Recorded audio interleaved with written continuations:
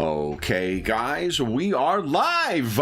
So for those listening at home, welcome to the Dungeon Musings YouTube channel. My name is Kevin Madison, and I'll be your friendly, grim, and perilous master today, because today we are carrying on with our ongoing campaign playing Cubicle 7's outstanding Warhammer Fantasy Roleplay 7th edition. And with me today are the stars of the Salt, Silver, and Sin campaign. I'll go the order that I got you guys on the screen here. Why don't you tell us who you are and who you're playing today. First up, we've got John. Hey everyone, I am John, and I'm playing Talthir of Menon. He is a priest and Salzmundarian, I think? Salzmunder? Salzmunder, okay. Yeah. Yes. And I see that our thumbnail image may not have updated because it looks like it's the Warhammer 40k one instead of the Warhammer Fantasy one. Next up is Carl. Hello, I'm Carl, and I play Katarina of Shalia. She's a priestess of the goddess of mercy. Nice. And last but certainly not least is Sean. Hey, I'm playing Thognoth Barrickson, a dwarf of the Ironbreakers. Nice.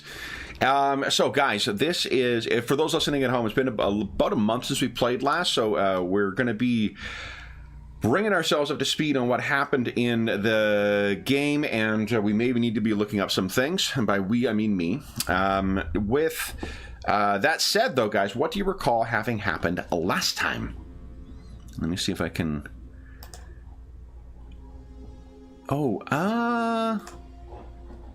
was this last time? I believe that had a part to do with last time. Yeah, because that was the thing in the net, right? Yes. Yeah, we were dealing with the after effect. Yeah, the Mr. Dwarf squished his head real good. Yeah. Yes. Yeah, because didn't someone slip down and almost fall in? The dwarf. Oh, no, it was the no. I forget his name, man with a dog. Yeah, it was Alwyn. Oh, yeah, Alwyn. Okay. Yeah. So here is our home, Salzmund. And last time, so there was, it was one of Colin's character, Frederick, one of Frederick's younger brothers. Yeah. Had an issue with, he got up to some trouble, I guess, and he was concerned that he might have killed a man. Thognoth, being an adopted son of the Schusters, was quite keen on seeing what happened. And what did you guys find underneath the... I mean, we've seen the image now, I guess, but what was it identified as by subsequent experts? I thought it was a ghoul, right? Wasn't it a ghoul? Yeah, that's right, yeah. It looks like a ghoul, so... Yeah. Emaciated, like in spite of being something that was soaked in the water, it wasn't the bloated corpse that you sometimes find in that lake. It was a thin, hungry, lean creature. And you also found Katarina had been approached by Mother Agatha, the head of the Shalian temple in Salzmund, and had charged her with a task. Do you recall what that was? Yeah, it was a mission to go with the diplomatic envoy led by the Church of Sigmar to kind of get these two houses talking and not explode into like a trade war or something like that. Yeah, exactly. It's with the Salzmund now becoming its own, having its own electorate count, it was important that these two families bury the hatchet, as it were, and not weaken the southern kind of parts of Salzmund by continuing to fight. And those two families were the Kreutzfelds and the Durenbachs. And I think I put those in chat before, but just out of an abundance of caution. See, Kreutzfeld family has two sons, Frederick and Jacob. Jacob is elder of two. Frederick is rumored to dabble in dark magic and known to sacrifice animals. Oh, wow. Jacob is being forced to marry Daralithi Durenbach as part of a peace between the family. I took notes. Look at that. Yeah. So that was, I think, because someone had spent time investigating gossip. Yes, that was me, actually. Oh, was it you? Okay, yeah. That was my activity. Yeah, so there you go. And there wasn't any incident from traveling out there, from what I recall. And then you arrived at a coaching inn, and I think you met let's see here. Where did we have that? I think we were just using this for our traveling map right now. Yes, there we go. Because it was Matthias Netson you met. What do you guys recall about him, if anything? I recalled he was playing an instrument, and there was a lady that was with him at the time. Yeah. Oh yeah. Talther immediately Greta. liked him. Yeah. We started exchanging words. Let's see here. Yeah, it was. I think it was. It's a Kevin Madison self-portrait. Yeah, really. High school. Greta It's Rosenau. your high school Renaissance band. Exactly. Okay, let's see here. Here's the person who went back inside. I think it was Greta Rosenau.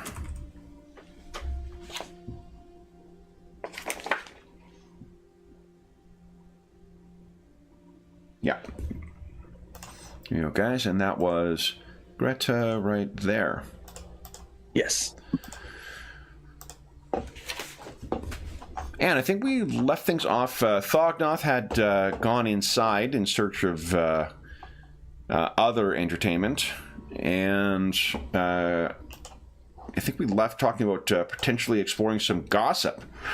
Is there anything else that you guys recall that we haven't talked about?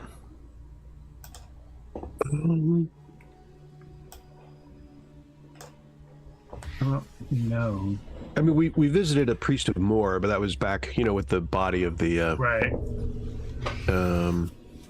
Somewhere at his wife's birthday party, Colin's getting a cold shiver down his spine.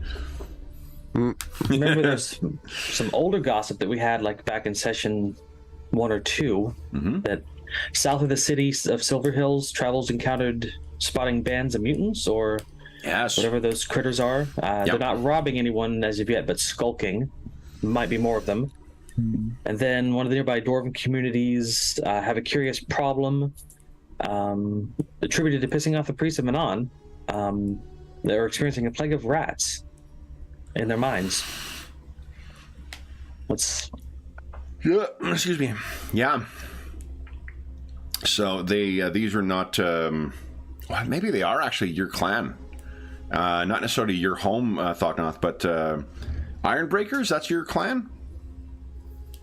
Yeah, that's the other clan of dwarves. I think. Ironbreaker's my career. Cragforge is my clan.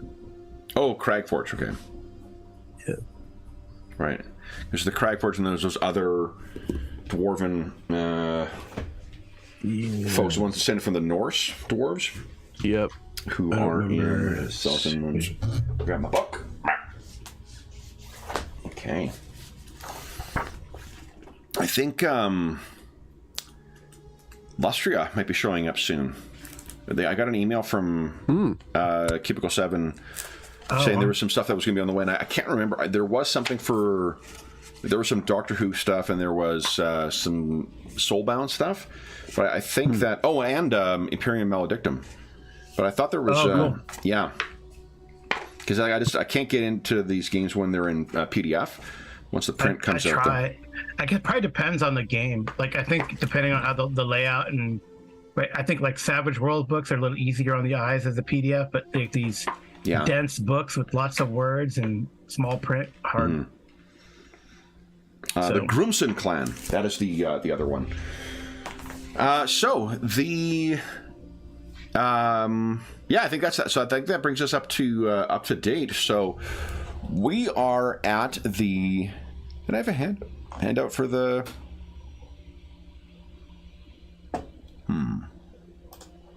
Yeah. For the coaching in? Oh yeah, use this one here. It was the three feathers. So with the three feathers again? Yeah, just as an idea. It's not the three feathers necessarily. It's a good example of a road or a coaching inn. There's no river in this one, but there is the the wall around. There's the courtyard where people congregate. Yeah, out here there are some guards as well. So you guys will be here for the evening and then setting out for a joint location, a neutral territory, as it were, where the Durenbachs and Kreutzfelds can have their family meeting.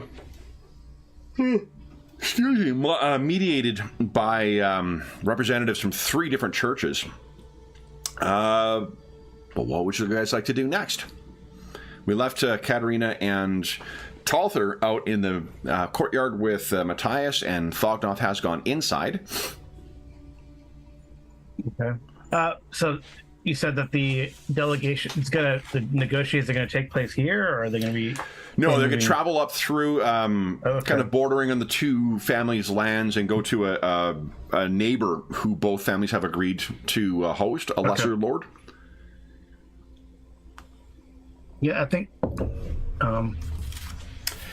we're out in the courtyard, you said, right? Yeah, like what you can do is there will be, as is often the case in these taverns, there will be opportunities to do pub games inside if you choose to.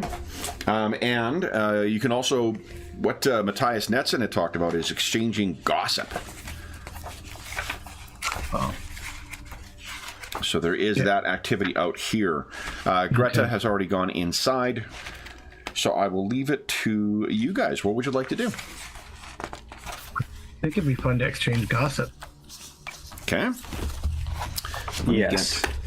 Let me find that here. Although Talter might like a little bit of gambling. Okay. Get some money on the side to pay for our drinks. I love that he thinks he's going to win, too. How much money did you guys lose at pub games in the 3 Feathers? Yeah. That wasn't just you, John. I think everybody ended up losing stuff. If I see that halfling in another incarnation, he's dead. Yeah. And Carl's witch hunter was the only one who had the good sense not to engage in any of that stuff. Yeah. Okay, let me see here. I wonder if I can have Thognoth hold on to half of my money before I even go over there, just in case somebody gets sticky fingers. So you're giving him drinking money? No. All right.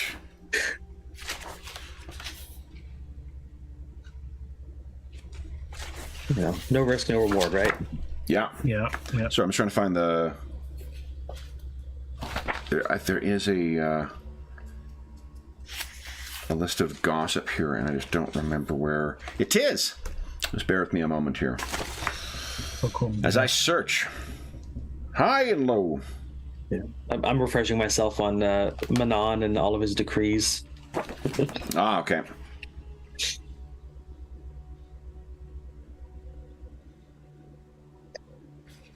Oh, here we go. And here it is. Okay, great. Sorry, guys. I remember where it is now. All right, so what Matthias has out here, he has like a jug of ale, and he turns over a couple of glasses, pours them out for you guys so you can sit down at the wooden table outside with him as he's idly strumming away on his lute. And he says, well, then, perhaps I'll allow me to throw out the juiciest of rumors first. Have you heard? And he leans in, and he kind of hits a couple of ominous notes on his lute. Brigitte Durenbach is said to be a witch. He kind of. What gossip have you to offer?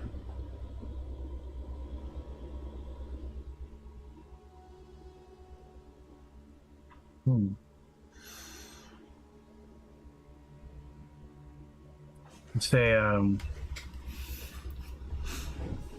Katerina could say, we found a ghoul in the lake. A ghoul Really? And there is... Hold on here. There is a name that they kind of commonly call it.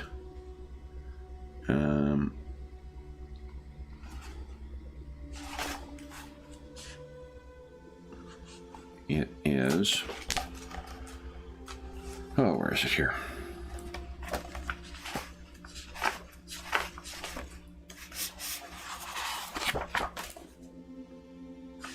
The Orm's Deep. Oh, the Orm's Deep, yeah. Yeah.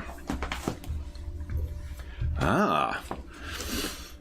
And he says, have you any gossip about our friends? Or about our fine families? Or those involved? The region, perhaps? As well, I've kind of been in my studies and training, so I don't get out much. He kind of hits a dung, gung, gung. And you, Priest of Manon, have you more morsels of gossip to offer?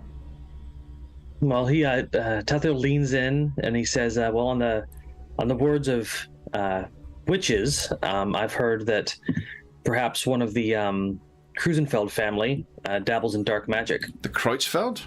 Kreutzfeld, yes. Brigitte, perhaps? No. Well, then. It's one of the males. Indeed.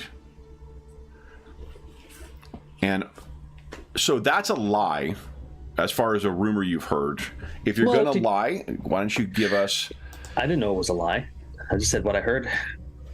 Where did you hear that? During my research, or the rumors for the Kreutzfeld. I don't think it was a man who you heard was a witch. Oh, sorry, hold on. No, it was Frederick. Yeah, I have it's Frederick. Frederick dabbled in dark magic. That's what I heard. Yeah. Oh, okay. Dark magic and practices on animals. Yeah. Oh, and sacrifices on animals, okay? Yeah. So then, ignore me. You don't need to make a roll. So he says, interesting. Among the other family, perhaps there is more in common than they expected. Then, he leans in, speaking of the Durenbachs. I've heard that the old man Durenbach was poisoned by Rupert in order to gain control of his family, but his father suspected as much, and thus chose Brigitte to succeed him instead, leading to even more animosity among the siblings.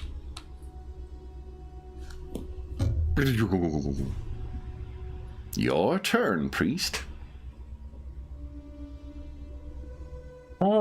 Digesting that particular bit of information.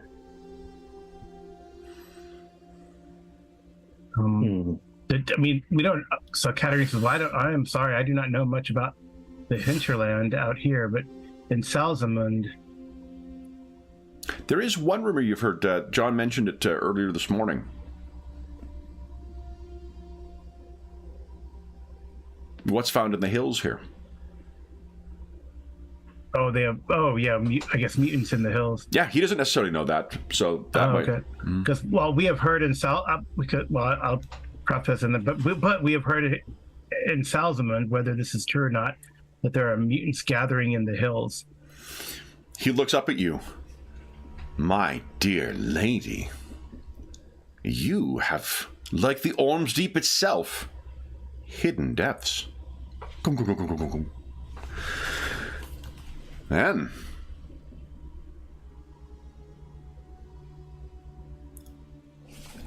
do you know of the men-at-arms that serve the two families?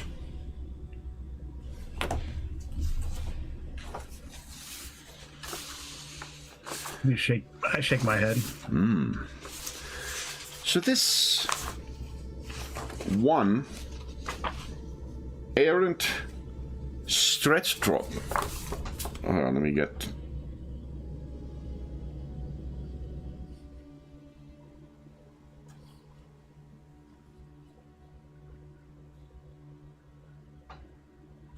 Here we go. 1, Errant Stretchtorp.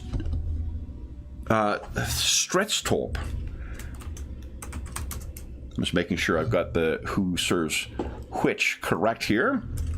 Errant Stretchtorp.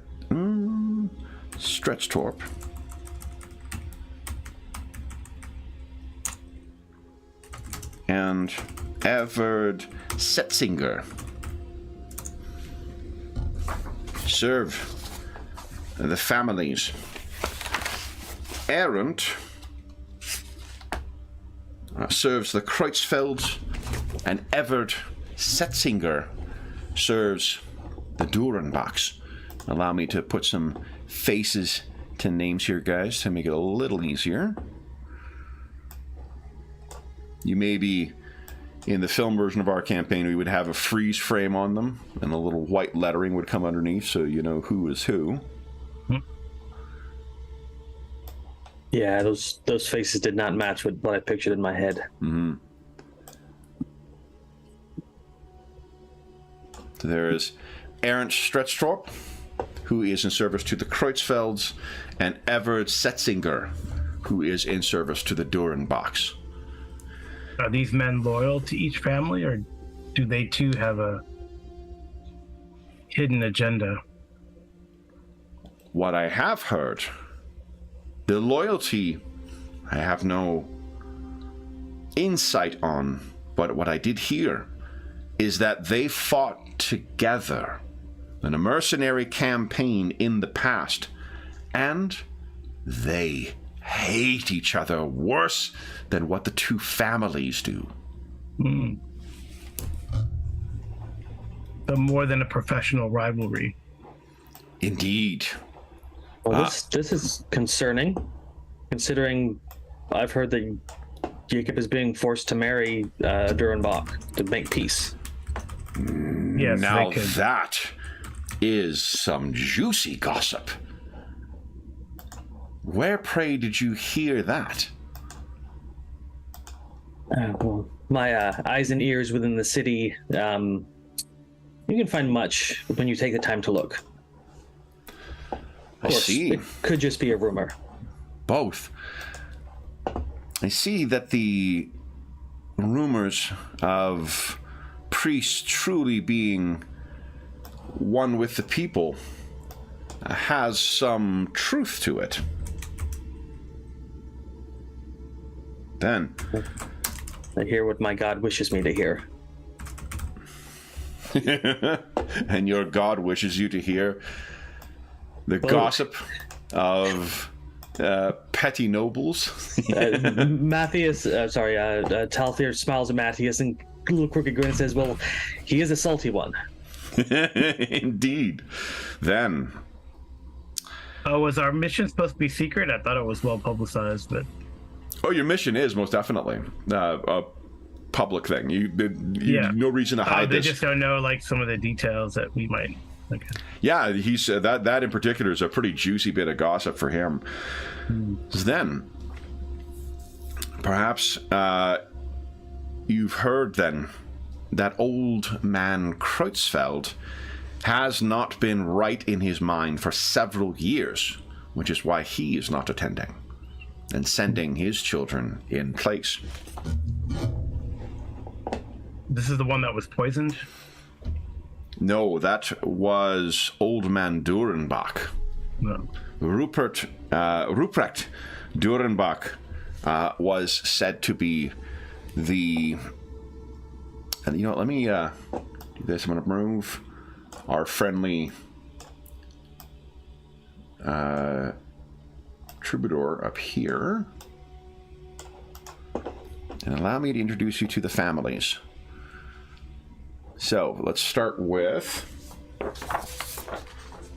the Kreutzfelds.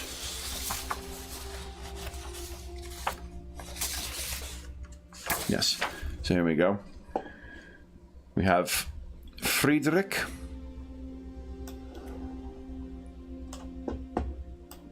Kreutzfeld.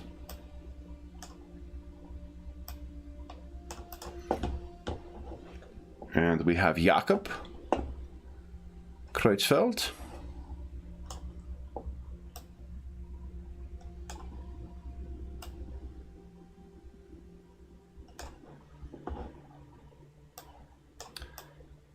And on the Durenbach's side, we have Ruprecht, who is said to have poisoned his father. I mean, look at that face. Does that strike you as a poisoner? Come on. Or worse. That hair. As my grandfather might say, what a puss! There's that. There is Brigitte, rumored to be a witch. Totally don't see it. No. Hey, I almost spelled her name right. And Darafi. What is that thing that is that like a watch coming out of her hair? I don't know. What the hell is it? I am not quite sure what that is supposed to be. And there is Darafi. Which other ones are supposed to get married? The rumor is that Jakob is being forced to marry Darafi. Okay. Jakob is also the one... Oh, Friedrich. Friedrich is the one said to dabble in dark magic. Okay. Jakob is said to marry Darathi. Darathi is the one who was a priestess of Shalia, who married, left the church to marry, and then her husband passed. And that's... Darathi is said to be marrying Jakob. Mm-hmm. I'm more... now that I'm seeing this, I'm like, power couple Frederick and Brigitte, we better watch out. Yeah. Maybe they're the ones who are going to get married. Who knows? And let's see here. Yeah, Arendt was in service for the Kreutzfelds. I'll put our little cards down so that we can keep track of who is who here. And by we, I mean me. In a large measure. There we go. Arendt is in service to the Kreutzfelds. And Evert, the Durenbachs. And they are said to despise one another. Yes. And the only other... I think that's the... Yeah. So, there are a couple other people that you must be aware of as well. That is Erasmus Henger, priest of Sigmar, and representative of the Elector Count. Oh, I guess I should ask Matthias Knutson, do you know anything about this person? Sure, let me get his proper title down here.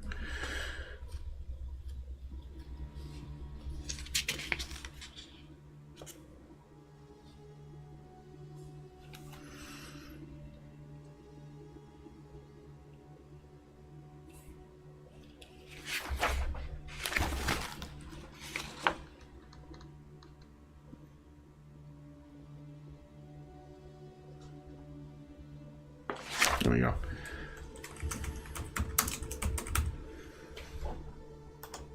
There he is. Oh, let me make sure you guys can see the... Oh, yeah, you should be able to see that. You can see that, right? Erasmus Hager. Perfect. Well, his Matthias' eyebrows kind of go up, and he says you know what, let me do this as well.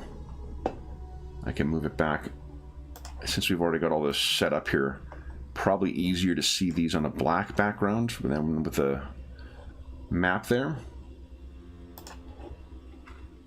There we go.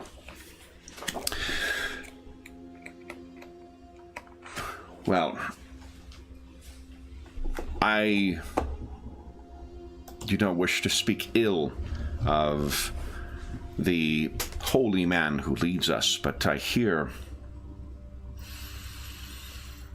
that he obtained his position not strictly through his connection with the Godhammer. He is skilled in navigating the halls of intrigue within the church. Those are dark paths one can follow. The path to success, as some say, is built on the bones of your adversaries. Any other words? He looks back and forth to make sure no one's listening in of gossip. Well, Talthir, he looks around. It's curious, Matthias, it's curious that you look around for, isn't gossip to be spread? Why, unless you're selling the information? Oh. I wish only to avoid those about whom we speak. Ah, I see. Yes, that is a good idea. We could get in trouble. Oh. At the least, with such a delicate negotiation ahead, one would hope not to taint that with scurrilous rumor. And you are right. They can be quite vicious. Jests must be playful, not barbs. And rumors are always barbs. When Matthias looked around, I think he saw Thognoth glancing over with a look of curmudgeon-y disapproval. Come on, guys, we're gonna go and drink inside. He's drinking at the bar, but he's Yeah. Well, yeah. Maybe you're looking out the window, like, why are they coming in? Come on.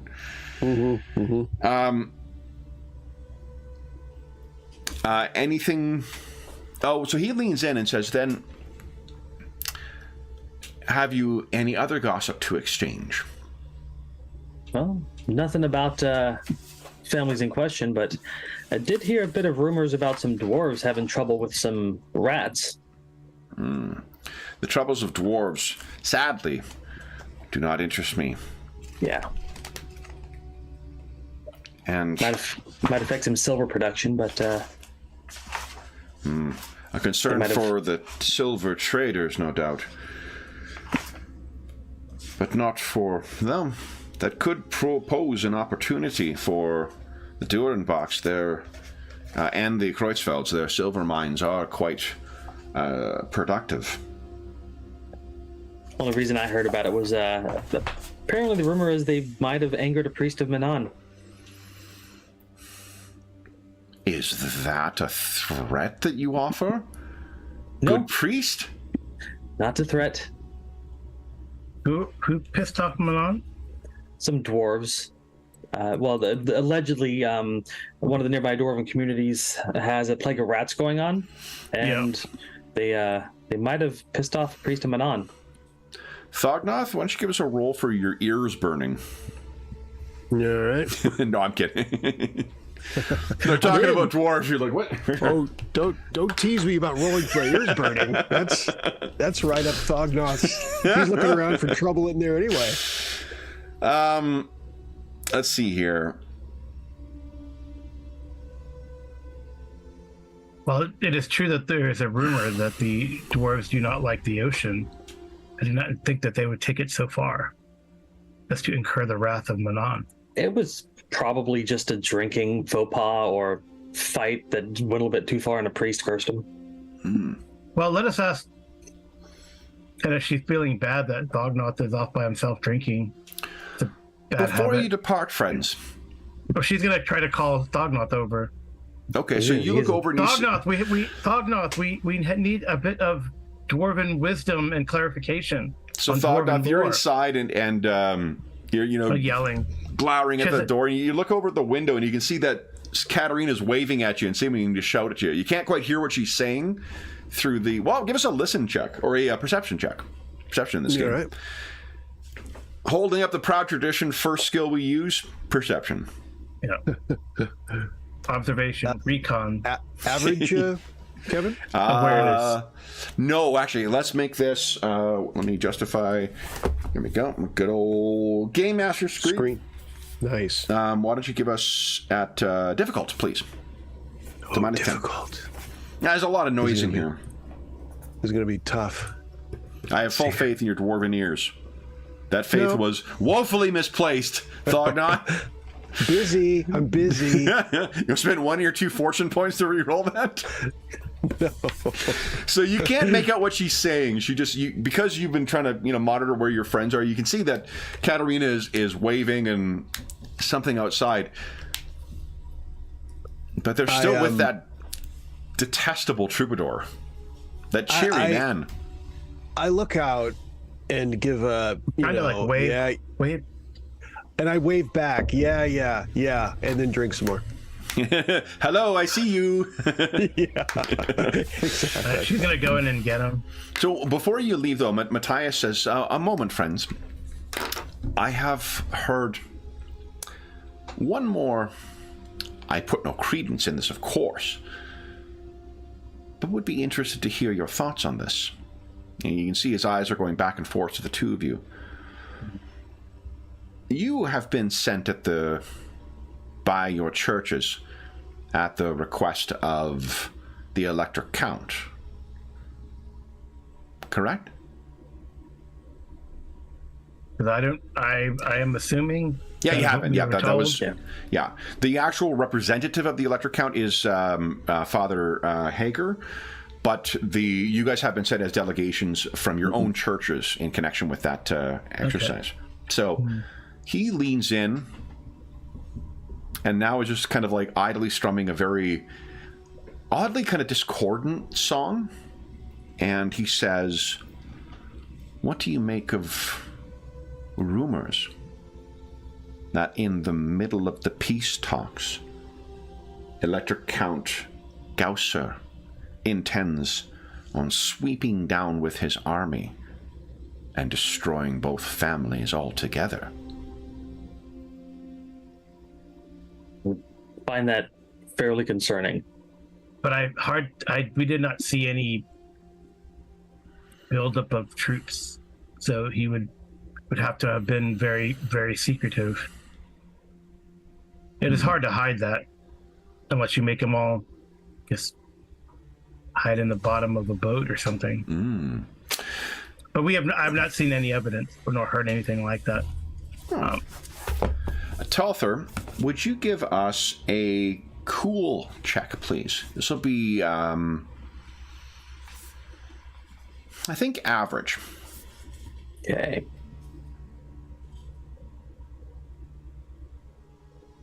You want to fortune point that, or there's not going to be a terrible consequence for this. Here's yeah. Let me check fortune. Okay. Go ahead. Well, what did I say? What I'm curious of is nobles riding out into the southern hills. Is that not how your father died? He was definitely conscripted in that one particular. Yeah. So I'm curious. It's not like you're not going to freak out or anything like that, but I am interested since you failed your cool. This is an unexpected reminder of where you actually are. I think one of your goals you had set before was for travel, and maybe you were just like, "Oh, I'm finally out of the city. I'm finally seeing things and whatnot." And then this may be the first reminder you've had of precisely where you are. Yeah, I'll let that set then. If it definitely ties into that. Okay, so what do you think we see as this? Because with the failure of your cool check, I think that unexpectedly comes upon you, and you're a little taken by it, by that memory. You see Talthir, he kind of his eyes widen just a bit and he flinches back, kind of like you would see somebody that kind of regresses a little bit towards like a childlike fear reflex, and then he kind of catches himself and brushes off his shoulders like it'd be terrible if it was true, and his voice is just a little shaky. So, Katerina, you don't need to roll for it, but I think you pick up that Talther, clearly something has happened there that is upsetting to him.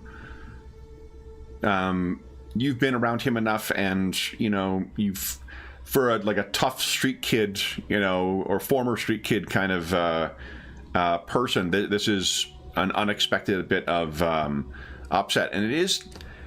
I'll leave it to you to decide whether you think that might be in relation to this rumor about the electric count rolling down, or otherwise. Otherwise, Matthias says, you were, Lady of Shalia, you were off in search of your friend, I believe. I do not wish to uphold you any longer.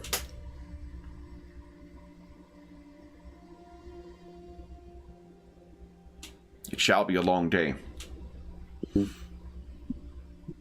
Well, Talther will say it was great speaking with you. Will you be sticking around and providing entertainment, or are you on your way? Oh, yes, I'm intended to make the trip and the stay at the noble's house as tolerable, I suppose, as one can. And he hits a couple, joyful notes. I will try my best. Then, good evening. I'm certain we will speak again. And he goes back to idly kind of composing stuff. So, while that happens, Talther and Katerina, what would you guys like to do? Thognoth is inside at the bar right now. Well, I was going to go... I was going to go talk to Thognoth and ask him about this Dwarven question. Sure. So you head into the bar and you can or at least join him to drink if he's not interested. Yeah. When you head into the tavern, you can see that there are people who are, playing some card games in here.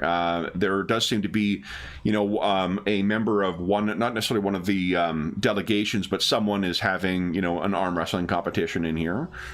And what else is going on in here? Let's see.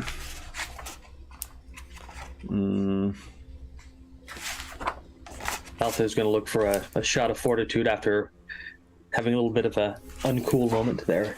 Yeah. So I think if I'd seen the when I see the arm wrestling, I may wander over since when they were busy outside. I might have gone. I'll watch this while I'm sure.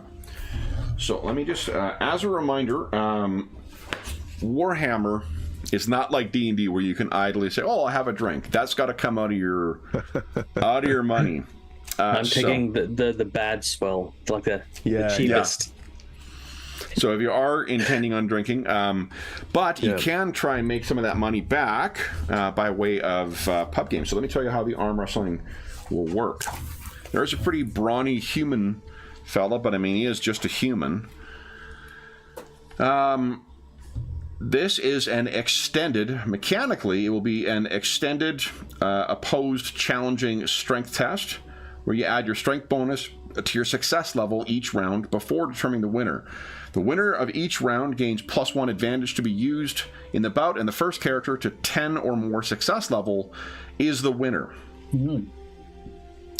For every toughness bonus rounds that pass without a winner, you gain a fatigued condition. Oh, wow. And as far as the money... Are we using brawling or just strength instead? No, just extended strength. Okay. And let me tell you here. What's the money that's being gambled away here?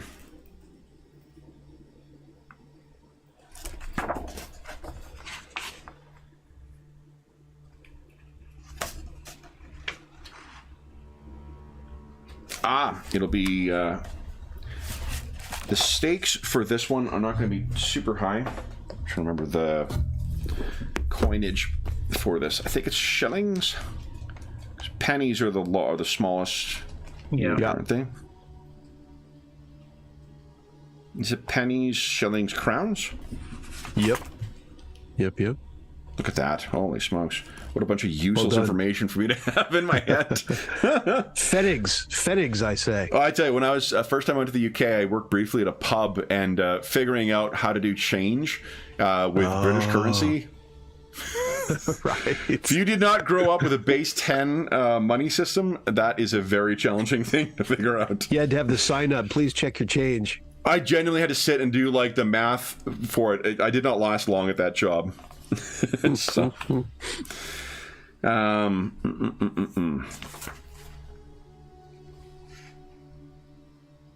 yeah, he'll take bets of 1 shilling or more. Ooh.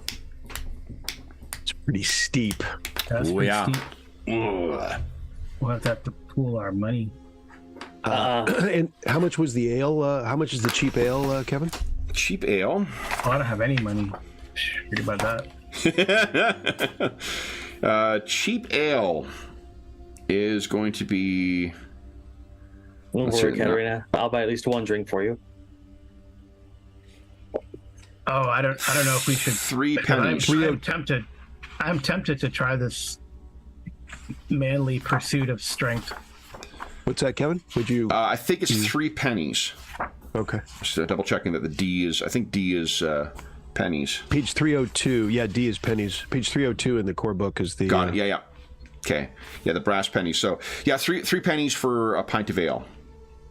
Okay.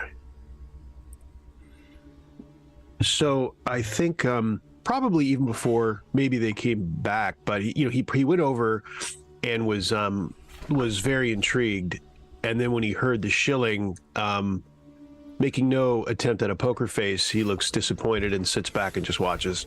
That's a little that's a little pricey. A little rich for your blood. That's a little pricey because he's not. I mean, I don't think he's a big gambler as per se, so he's like, yeah, whatever he wants to, but that's a little When steep. of almost anything, absent cheating, surely this must be the fairest of contests.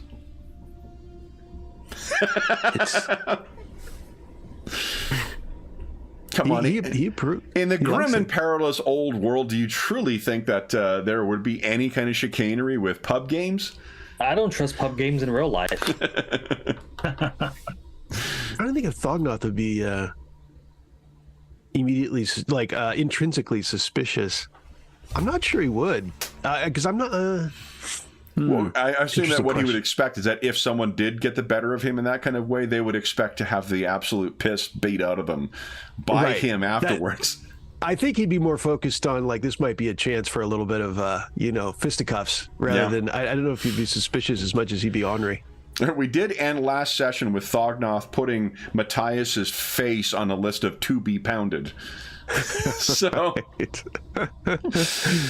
so Thognoth, you see that Katarina seems to be of interest, but I don't think she's got the means to stake herself.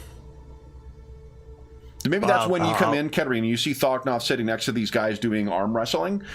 Yeah. And Thognoth seems to be, maybe stroking his beard, trying to decide whether it's worth the risk of the funds. Do you even have a shilling? I have a shilling. I do have it. Yeah. Yeah. So you're really only 1 successful arm wrestling from having 2 shillings then. I tell you what. I've got. I mean, I'm actually not. I mean, I've got some money. I just don't think he's necessarily the gambling type. But maybe a cool roll would be good here, or something like that. Go ahead. Yeah, give us probably average, I guess. And I think he's going to be. It's been a little, in his mind, it's been a little bit since he's had a tussle at anything. So I'll make it difficult if I could. Sure. Yeah. To stay out of this. Okay. That is, what is it that maybe he, you're trying to decide what's happening, and then the one guy who's doing, he slams the other guy's hand down onto the table, and the guy's like, my hand! Oh, my hand! Oh, God, you broke my hand! You're like, well, maybe I don't need... Yeah. Yeah. I think it's a combination of that, and then Thognoth has in his mind of his, mentor and commander telling him about the accoutrements that an Ironbreaker needs to provide for himself, and he's like, oh, never mind. Yeah, that's right. So, Katarina, it's Thognoth. You can maybe, as you arrive, there's a big kind of resignation that he's not going to be participating in this. Doesn't hide it all. Doesn't hide it at all. Yeah. Very like a little kid. He's a little kid over there going. Exactly. Kicking an invisible stone as he's walking back to his seat. Yep. So, Katerina, what do you say? As you were coming in to ask him about these dwarven rat rumors. Yeah. Yeah, actually, I'd probably say it more like Thognoth, that minstrel was talking trash about dwarves. Oh? Like? Saying that they were afraid of rats and saying that they spurned the god of the sea. Did Matthias hit on her? Is that why she's so angry with him? Well, that's what Talther said. So Katerina is actually fibbing here. Oh, I know. So why don't you give us a... You see Talther over there with a raised eyebrow. But she's trustworthy. Maybe Katerina just wants to see a fight. I don't know. Yeah. He does have a punchable face. I mean, Would this be a pose test? Yeah, it's going to be a pose test. So you would give us perception. oh no. Thought not that challenging. Versus charm? I think charm. Yeah, because we went through this before. I think charm is the one that you use for deception as well. Let me double check. See if my memory is failing me. Decently charming for a low-level character. Mm-hmm. Well, I mean, she could also slough this off as, good-natured teasing in the event he... Charm is 120. Sure. Oh, thank you. There we go.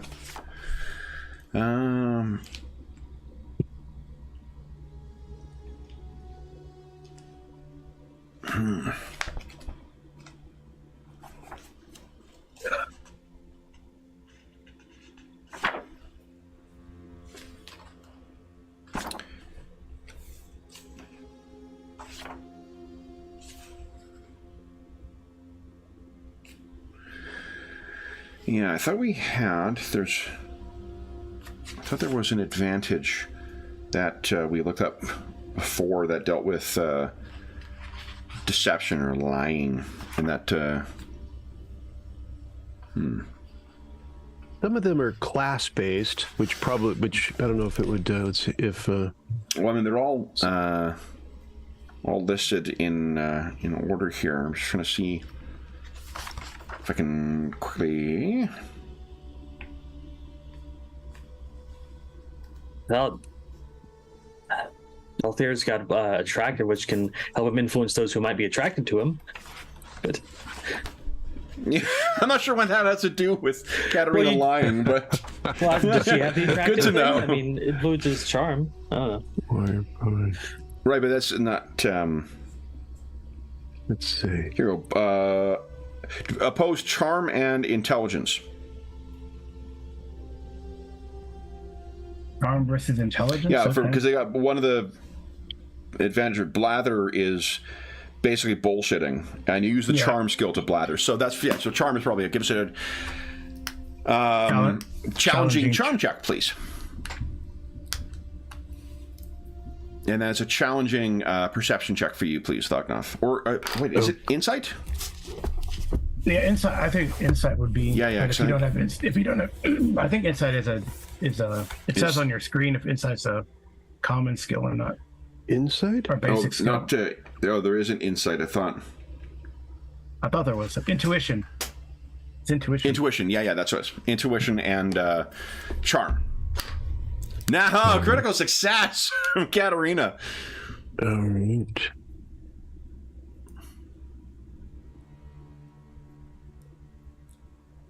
Althair.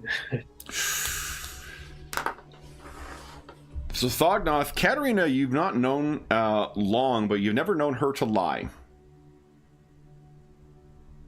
I mean, Katerina is short for Caddy. I'm just saying. I don't think he. I think he generally doesn't. He generally doesn't like people, but I don't know if he's intrinsically super skeptical like that. So I don't think he probably immediately. I mean, it wouldn't be his nature to immediately think she's lying. Yeah. Anyway. Yeah. So, and I mean, she got a critical success in this, so it's utterly convincing for whatever she said. Because Thognoth, I know you don't want to go out and punch the guy, although he does have a punchable face, according to Talther. Hold on. However, I would. Let's just back up for a moment here. Does Katarina, is this what Katarina would think would be a productive way of pursuing her? Like, remember what your goal is here, is to be part of this mission. It's absolutely, if this is what you think Katarina would do, that's fine, but like... Well, I guess she wants to maybe...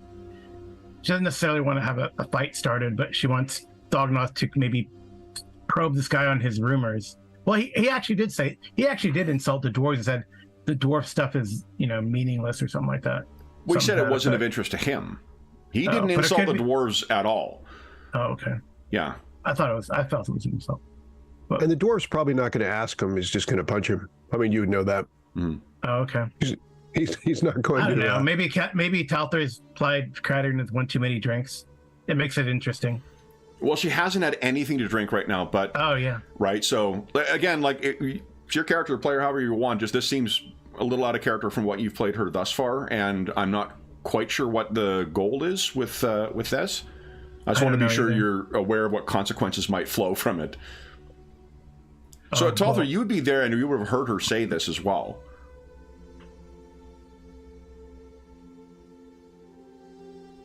I don't think he wants to get involved with this. Okay.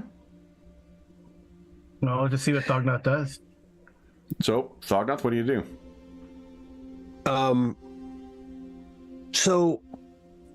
Thognoth like wrinkles his nose, like he didn't expect this. I mean, exactly. He was just minding his own business in this sense. So he goes, "What now? What now?" He said, "What about the dwarves? Are you talking about my clan or my people? What was it?"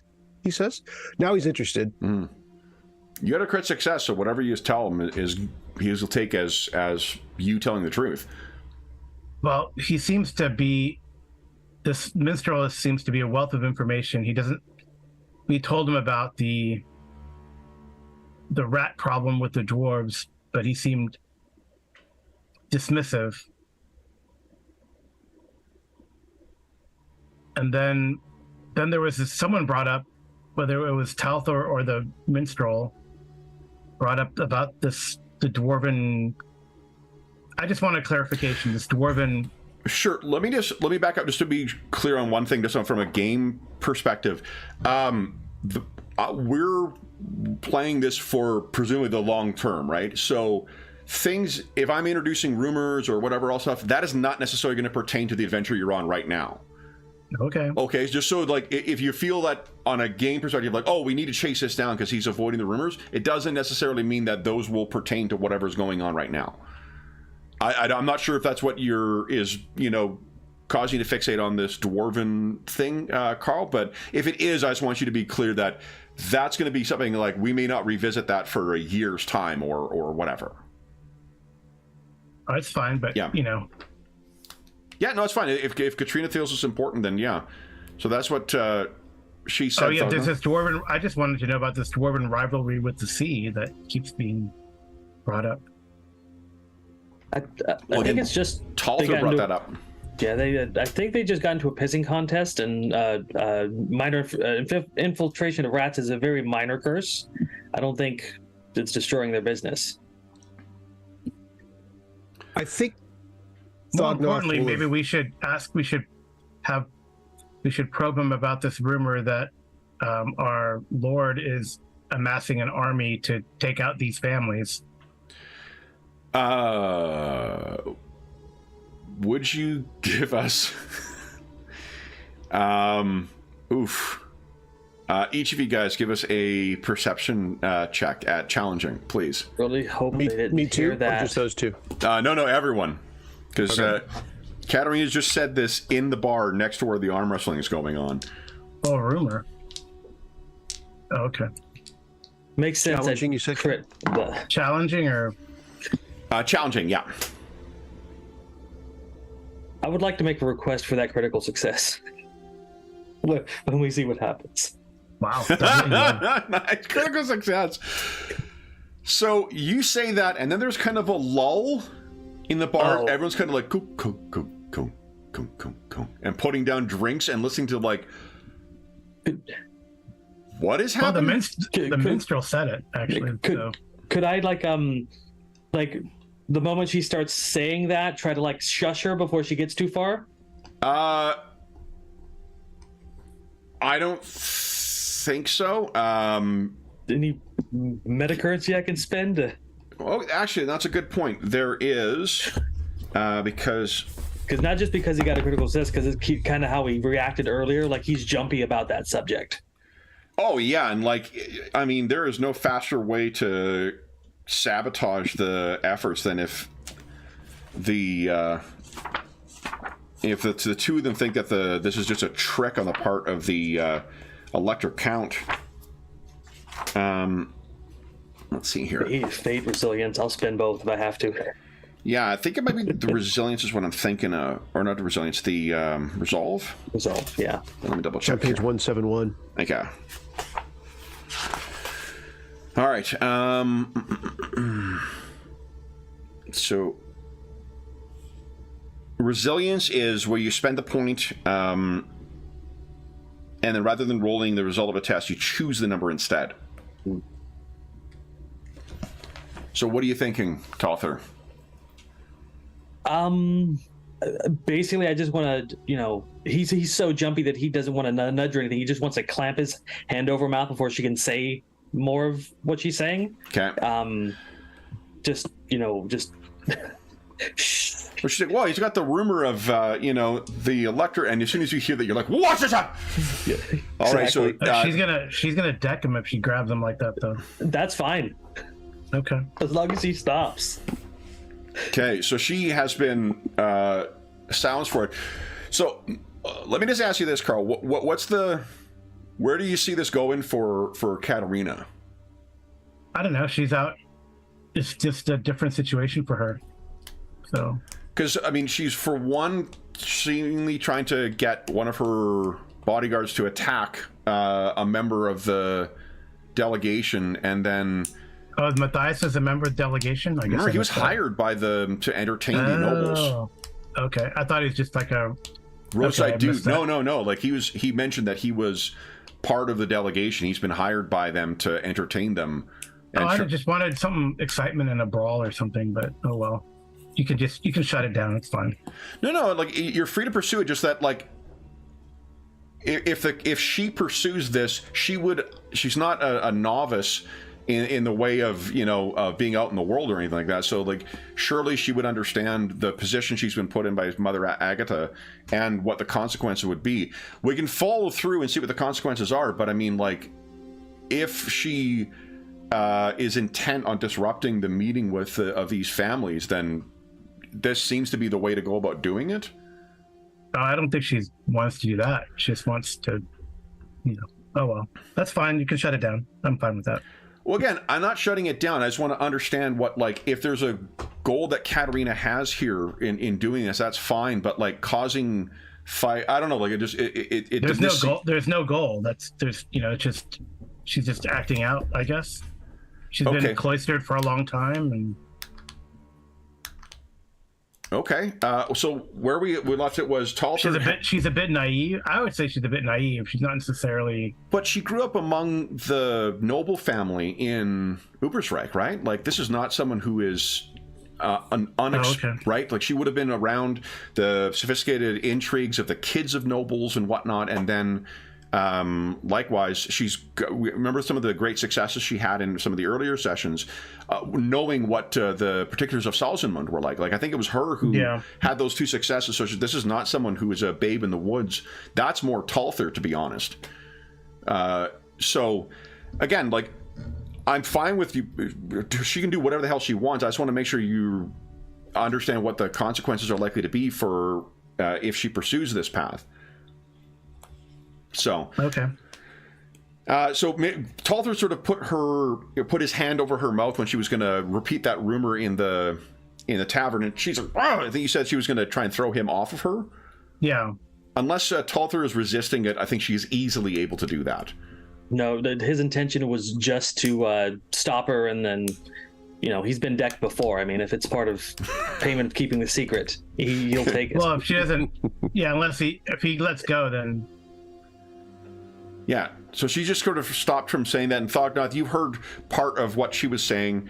Because perhaps it's just not the place to say that. Well, you got a critical apologize. success. Yeah, maybe this is where we can bring you back. Your crit in, Katarina, is that you get this, and sort of there's a moment of realization where you're like, holy shit, like, okay, everyone has their eyes on me, and everyone seems to be listening to whatever's going on right now. So what is? But he stopped. He kind of stopped me before I said anything. Exactly. So I said electric count, and that's probably all I got, right? Exactly. Yeah. And I think what the critical success will be is all the maybe things. I could do so. I could say something. I could turn this around. Then Exactly. Again. Like I think what your critical success will be is the stuff we've talked about her sort of realizing like, okay, what am I doing? Like I'm kind of. Oh, she said something. What I was going to say, Talther, before you interrupted me, because I know it is supposed to be a surprise for the next festival week, but it is rumored that the electric count is supposed to refund some of the taxes to the people.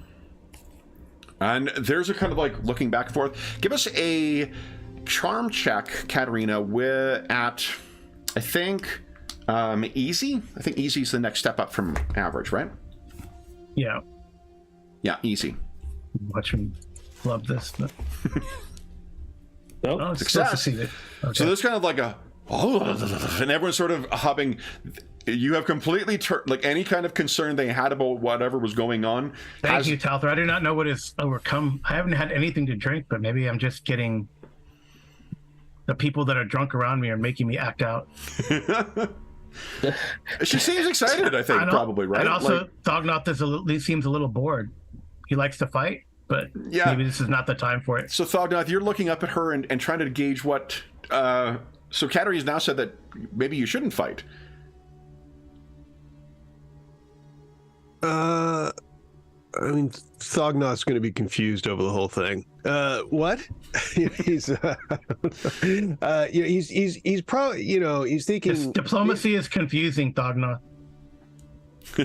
He's staring at Katarina with confusion, and he's like, priests, and he goes back to the bar, I guess. But he's going to keep an eye on that damn minstrel, that's for sure. Okay. I think that's probably a good idea, actually, because I don't, he does seem to have a loose tongue, so he could get us into trouble. So he says priests out loud, shaking his head like, what? And then just goes back to the bar. Okay. Talther. Talther's like wiping his hand on his pants, kind of an apology to Katarina, and says, he motions towards the bar and says along the way, has your mouth been bewitched? Has her? your mouth been bewitched? I think he said. He says, I haven't had anything to drink. I don't have any money to drink, but I do not know. Well, let's, I'll buy you a drink and bless it so we can, at least not say things we don't need to. That's right. It's been actually, she could say it's been a while since I've been given this type of responsibility, right? Our day-to-day is scrub pots, clean linens, and then go drinking. Yeah. And now we have this sudden responsibility. Yeah. So. Yeah, and I mean I think this is likely the first serious task that has been assigned to you by Mother Agatha.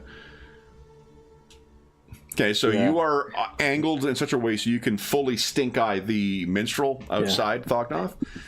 Yeah, I'm stinking eye. I'm stink eyeing. So, anything else you guys wish to see? The nobles have retired to their rooms, as have their men-at-arms. The people in here seem to be mostly the folks who were involved with the caravan. Otherwise, the coachmen and things like that. The guards are sleeping separately, but it seems as if there is someone keeping a firm control over how much they drink and whether there's any fighting between the members of the family. And you don't see Erasmus Hager. Now, you guys could certainly introduce yourself to Father Erasmus, because you are technically representatives of the other churches. He has not offered that as of yet, and I think what you would spy at one point, because maybe you were waiting to see where he was, you do see a functionary of the Church of Sigmar, and that is... Where is he? Raymer Krepke. Let me give a name here.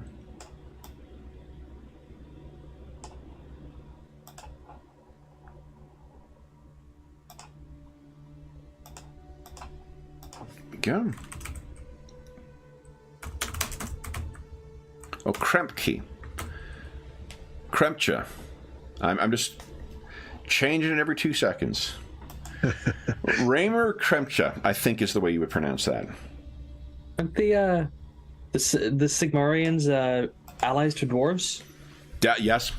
Yeah. Dwarves think well of the Church of Sigmar. If I spot him before Thognoth does, I'll go, hey, Thognoth. I recognize that holy symbol. And you look over and you can see there is a priest. He's not carrying his hammer down here, but he is dressed otherwise in his what you see. Heads over to the bar and he's speaking to someone at the bar. If you were to guess, this is likely someone. Well, I mean, definitely someone with Father Erasmus's delegation, and someone not from the way he is dressed. He is likely a member of. He's a servant more likely than one in charge. If I once maybe he looks over, I'll give a respectful nod, just to the perfunctory father. Yep. So if he looks over and sees you, nods as well. The priests of Sigmar have likewise always been deeply respectful of the dwarves. He seems to... I have currently a spiking suspicion in priests, but it'll go away. But I'm just... Yeah. Talther's over here, just, he ordered a pint for him and Katarina. Thognoth's got his own money. And he's looking at the priest of Sigmar, and then he's thinking, and he's like, just heard... He's saying this under his breath to, like, Katarina and Thognoth. We just heard some rumors about witchcraft and dabbling in dark magics, and don't the Sigmarian priests look into stuff like that? They do. Yeah. This is interesting. I mean, do we think we should need to talk to him about that? What does he think? How is that going to affect the... some of the things I know about the Sigmarians, just... I don't know... It's actually Sigmarites, by the way. Sigmarites, okay. As much as the Sigmarites that I know of, it's only... It might be more suspicious if we bring it up rumors to him, or it might cause them to look suspiciously on us. Mm-hmm. Although we've got Thognoth, that might help us.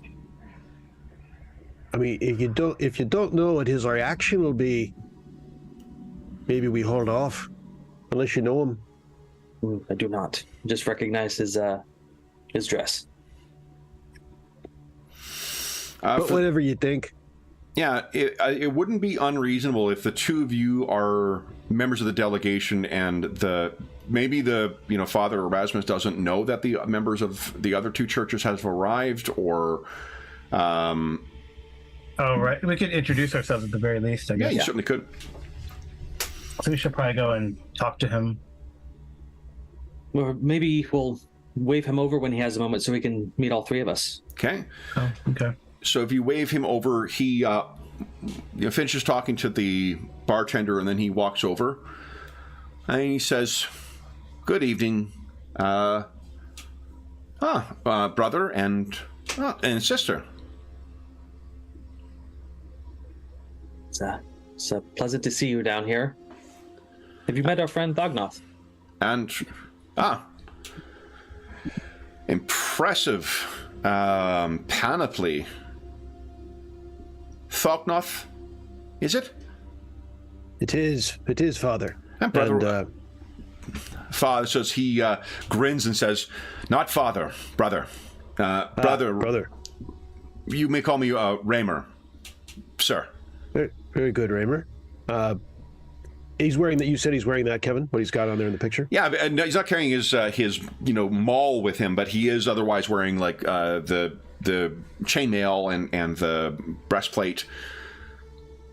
And the same to you, Father. It's good to see you're prepared for anything.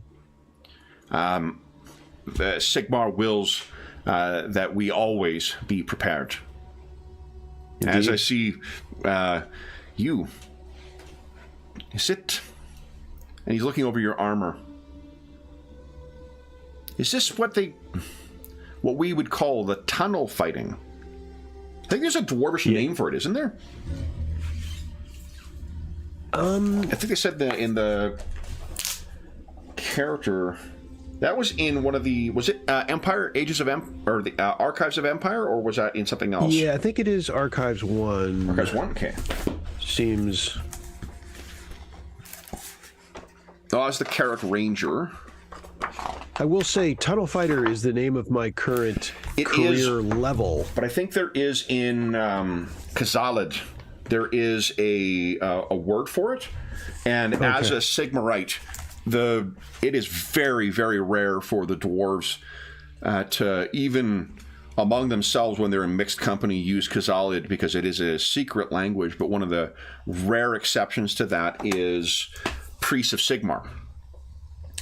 And I think he would know the Khazalid word for tunnel fighter. Which is to say, I am wasting time looking for one specific reference because of an in-universe element. Let's see here. The lore of this game is fascinating. It is. It's pretty cool. Okay, so it's not in there. Is a tunnel fighter in Up in Arms? I don't think so. Let's see here. I don't think I think my career path is not, but you go ahead and try it because you had to send me a snippet because I didn't have the book. Yeah. It's on page 81 of whatever book it's in because I'm looking at the snippet. Well, let's take a look at it. It is not Up in Arms. It's not Archives 2.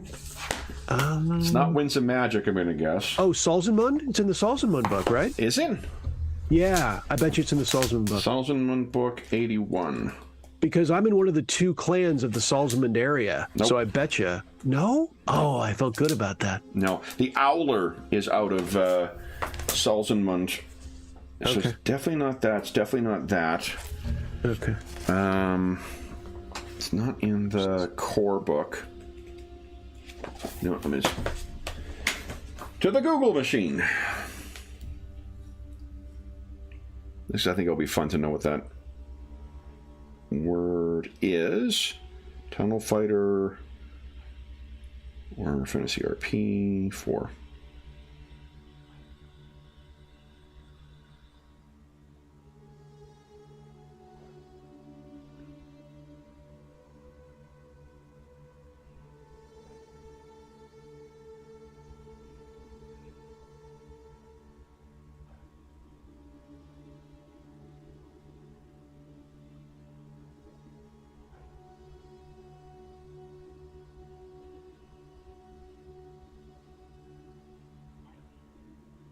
Gah.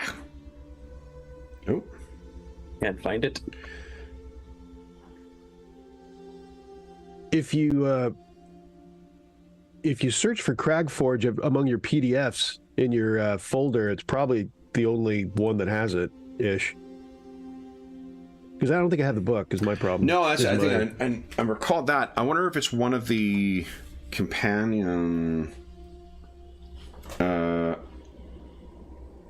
books. Let me take a look at Archives 2. So I know that you had intentionally wanted to find something that wasn't in the core books, right? When you made your character. Yep. Yep. Theater War.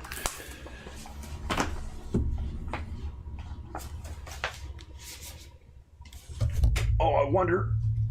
Is it in Middenheim? Middenheim had some new classes in it as well. Not an 81. Not classes, careers.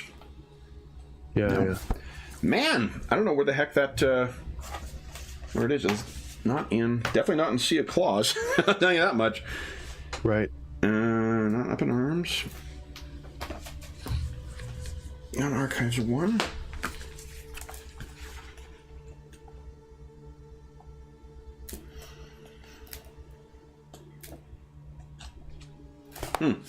Well, we're at our mid-session break now anyway, so maybe we'll take our mid-session break, and then I'll quickly flip through my books, and I'll find that, and then we can come back and carry on your conversation with our friend here. He's like the second. He's not the main dude, but he's like the second in command, or yeah, Raymer will be the he is the like the kind of like the bagman, I guess, to Father Erasmus. Oh, okay. He's a chief servant. So we'll take our mid-session break right now, guys. And for those listening at home, we'll be back in about 5 minutes, and then we'll see what Raymer has to say as well, and I'll find that bit of trivia. So back momentarily.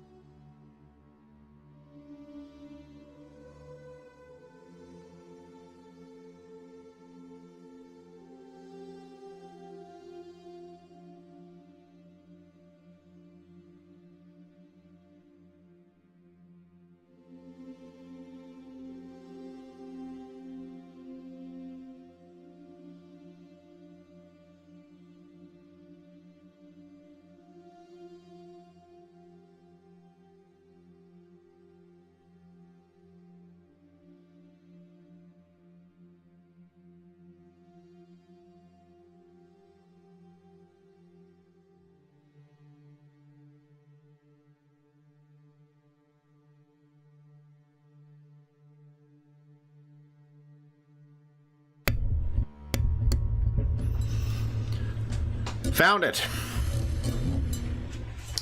All It right. was in the Horned Rat Companion. Oh, wow. Yeah. Didn't see that coming. Yeah. The Khazalid name for it is Antharagar. That was for... Ironbreaker. could you put that in chat, yeah. maybe? Yeah. Thank you, sir. Well, you didn't take your semester of Khazalid at college at Altdorf? Well, the dwarf did, but I did not. Antharagar.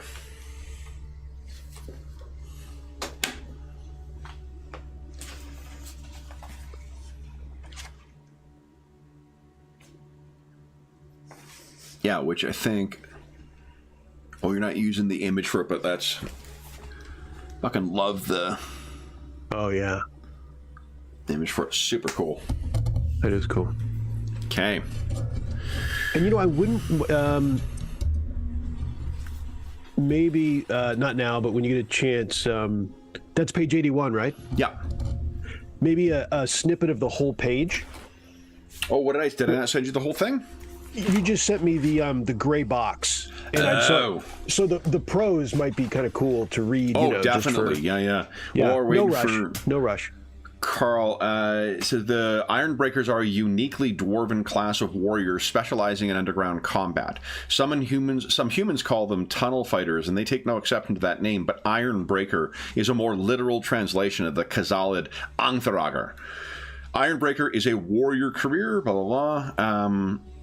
While most Ironbreakers remain close to the homes they are sworn to defend, a few do venture out into the world to hunt the enemies of dwarves more proactively. There is particular trepidation whenever an Ironbreaker who has been entrusted with Gomrul Plate leaves their Karak. However, few would question the tenacity of any dwarf, and fewer still the will and determination of an Ironbreaker. If a dwarf bears Gomrul, they are trusted to protect it as they see fit. Were they not worthy of such a burden, they would not have been given the precious armor in the first place. And that is what you are working towards. Yeah.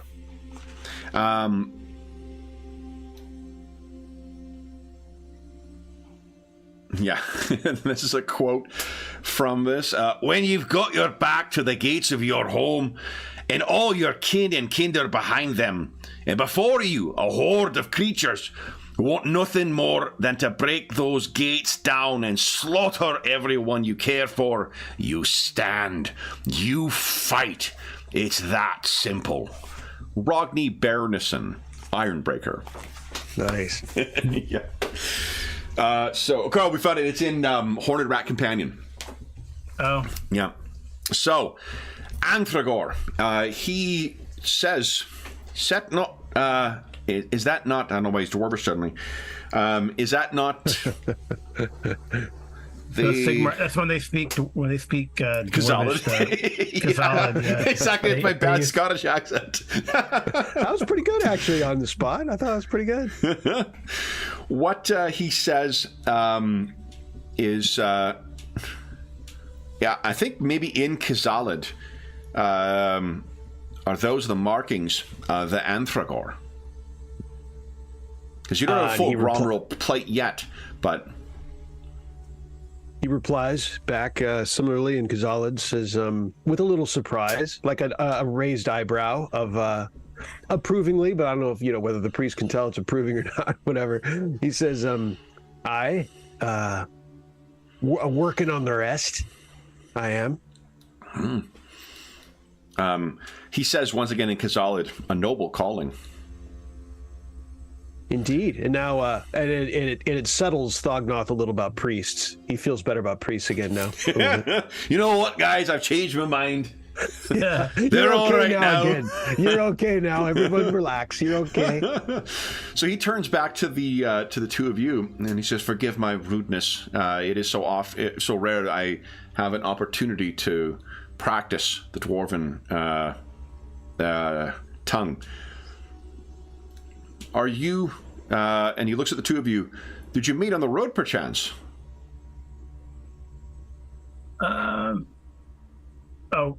He's asking Talther and Talther and Katarina, yeah.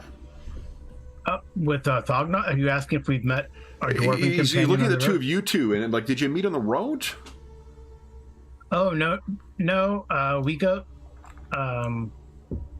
We're swimming partners. She says, blurts out, kind of.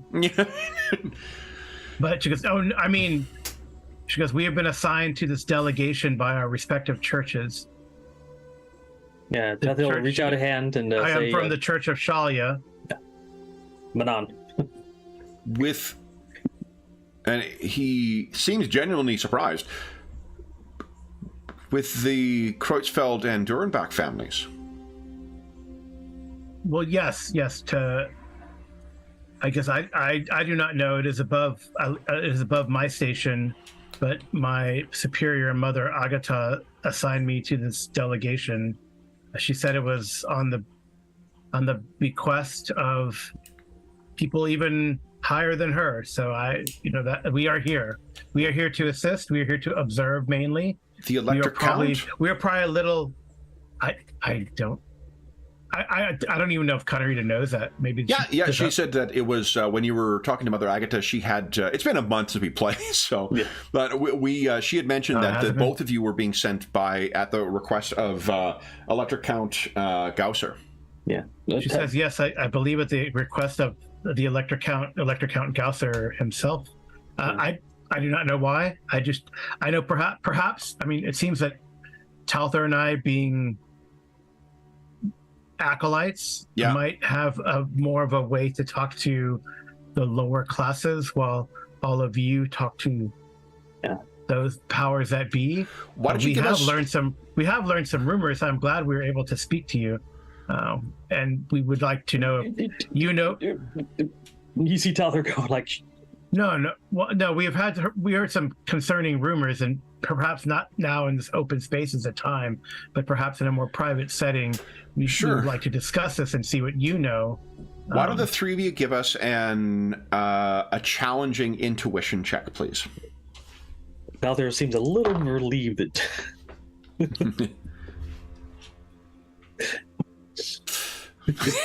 I do love the phrasing of that. It's an impressive failure. Marginal failure. So we are in the second half of the game, and nobody has spent any fortune points yet. Or I got a 3, and I got a 35 out of 100 chance. So I will spend a fortune point. Yeah, excellent. It might be important information. I think Talther's just too focused on no gossip in public yet. There you go. There you go.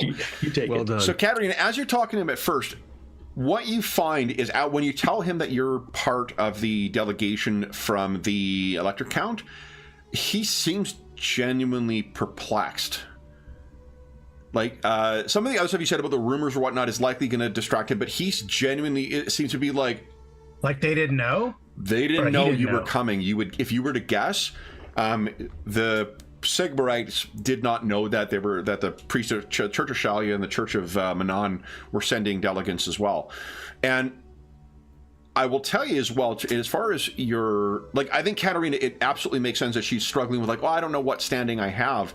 But for your edification, if you are a priest who has been sent at the behest of, under the cloak of or the color of station that comes from a more powerful individual, you're free to carry yourself like that because you have not borrowed glory, but something like that.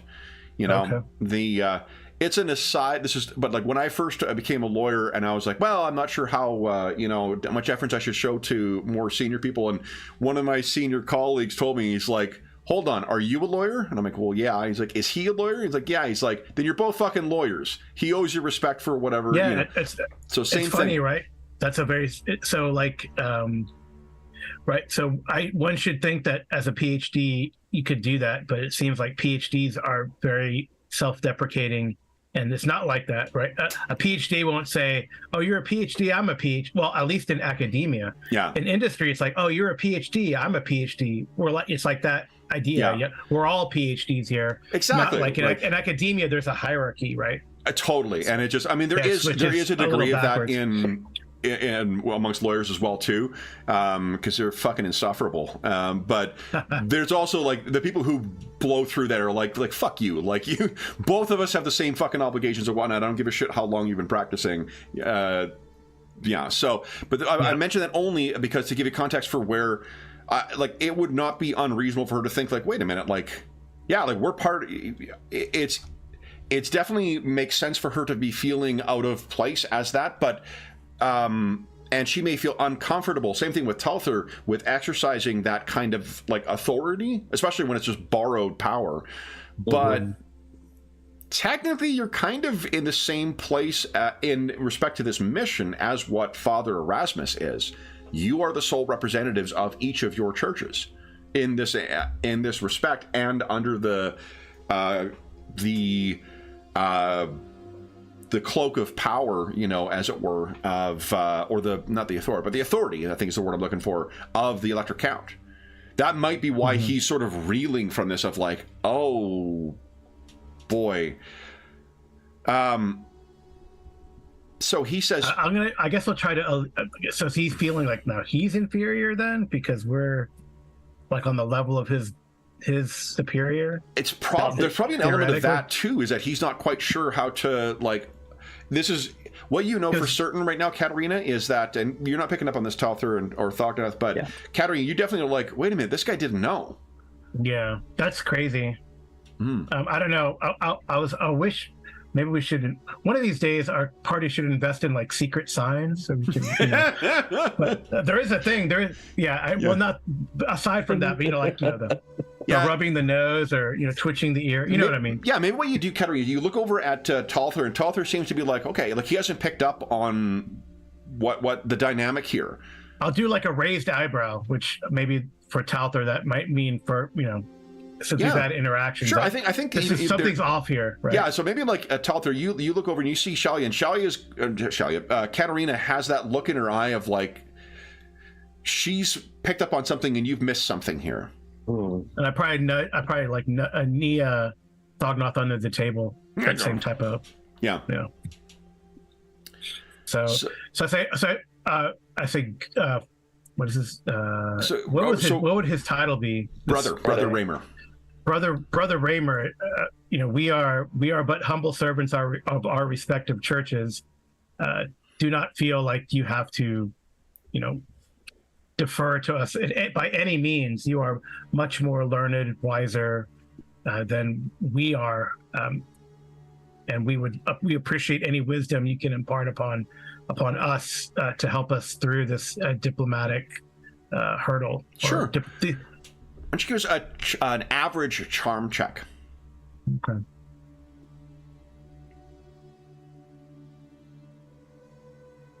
Nice. So she goes back to like debutante talk, and fancy talk, fancy debutante mode. And I think it's part of the aristocratic accent, maybe, because you got an accent definitely from the Reichland. The Reichland, which means I think as far as regional accents go, yours would probably sound a lot more posh than what the Salzmunder or the Nordlander accents would be. So he's sort of in the same way that North Americans respond to a British accent. Except for me, because it bothers me. No. Yeah. I'm just kidding. I'm kidding, I'm Darren. American, damn it. I'm kidding, Darren. I'm kidding, Colin. British accents don't really annoy me. For anyone, other British people who are listening, no, I'm kidding. Listen, a second, but there's a funny bit in the what do you call it? Although I do have a preference for like Australian or New Zealand. I don't know. But in the Depeche Mode 101 film, there's a bit where they're talking about like, it's the band members talking about, or no, the tour managers who are all British talking about like, it's going to be, it's a thing that's in recognition of wars, and someone in the bus it's like, not the bloody Revolutionary War. Right. 200 years, you're still fucking salty. Eh? Right. Well, I did have a PI who was British who did make us work on July 4th. So. Jeez. Dickhead. Sounds like a book of grudges to me. Yeah, really, name goes in book. You should have gone to the cabinet, took his tea, and put it in the sink. I think he's from North. I think he's from Liverpool, right? So definitely got that grudge thing going. Yeah.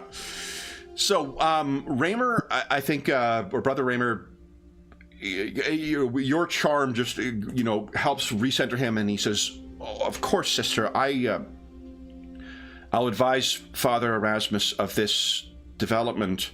You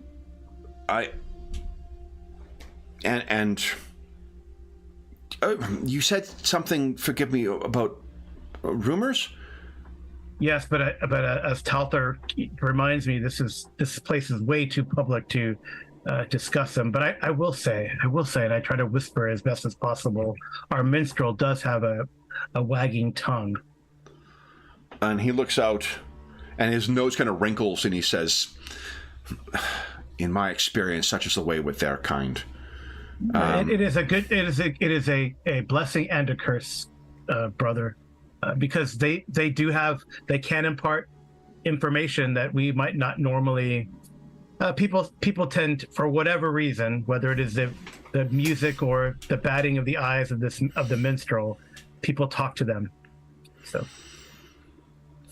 And they learn things. There is wisdom in your words, sister. It can be, as my father would say, an asset. But it is. We need to watch it. But Thognoth is on it. Mm-hmm. And he looks over and he's trying to reconcile what was the word here again? An Anthragor. Anthragor. An Anthragor working with a minstrel for a moment, and then dismisses it, and he's forgive me, sister, brother, I see that my meal, or the Father Erasmus's meal is ready. Well, perhaps we can speak on the road where there are less prying ears. I will inform Father Erasmus of your participation in this delegation. And if he wishes to have a more formal gathering, I would be welcome. I will not speak for Talthar, but I would be welcome to meet in a more formal introduction. If you could facilitate that, brother, that would be because amazing. You've got a good measure of this guy already, Katerina. I think what you see is there is a hard swallow that comes as he promises, as you say that, and he's like as if, he is so not looking forward to telling Father Erasmus about that request. Yeah, no, this is weird that they didn't know about this, to me, honestly. But I don't know what that. Right? Is that? So he says that could either mean that they know something that we don't know. They definitely. Yeah. Maybe. Hopefully, your fears are not justified, Talthar. So Brother Raymer says, then I will, forgive me, Father Erasmus does so dislike when his food is cold. Enjoy your evening. I will, yes, enjoy your evening. And he turns and goes off. I nod my head in empathy, we know how it is to serve those of higher, rank in the church. You gotta. Yeah. Talthar, you certainly have been there. Stuck with that old drunk of a priest before? You've definitely been in that... I was going to sympathize with him, but he seems eager to go. Oh, yeah. And that's... so why don't you guys... Let me think here. The priest in the party... He was sweating anymore. He'd have drenched his britches. Yeah, there's... If you're reading that there was some... unusual, some, not upset, but there definitely was some anxiety on his part, learning of your involvement with the mission, right? Katerina, you definitely, so Talthar so far has missed a lot of what's been going on here, so you can feel free to fill him in. Yeah, because I get a sinking feeling that Brother Erasmus and the Sigmarite delegation did not know we had been assigned to this delegation. So, which is concerning, honestly. Talther and Katerina, I imagine, do you have lore theology? I do. You guys can give us a lore theology at average. Thognoth, I'm going to guess you don't have lore theology? No? Lord dwarfs, unless it involves Lord dwarfs. Yeah, didn't come up in Angthragor College, no? Didn't take that elective? No. So lore theology. I'm fortune pointing that. Yeah, go ahead. It's not paying attention. And you said it was average. Average, please, yeah. Yeah. Holy dang, smokes. Katerina's on it. I know. Yeah, so Katerina, what you can... it's as you say, that you've been in that position before where you're in in an inferior position with a demanding, principal. Mm-hmm. And in this case, the fact you also recognize what it's like to be the bearer of bad news to those two. Why do you think that he might not look forward to telling Father Erasmus that you guys are here? Like, apart from the fact that, they may not have known that, can you think of any reason why, beyond just, learning that, why he might not look forward to Father Erasmus's response?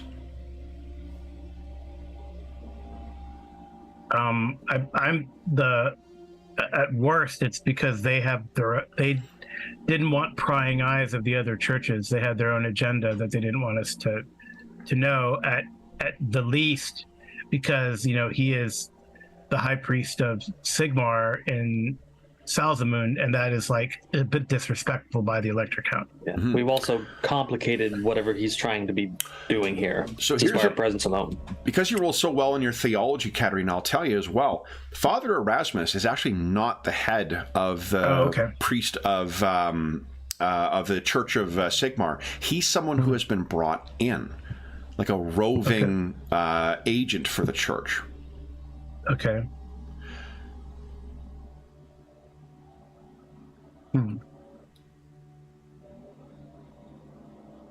Yeah, I mean, so again, he was probably like not informed of what was going on, and that's going to lead to Trey getting thrown across the room type of thing.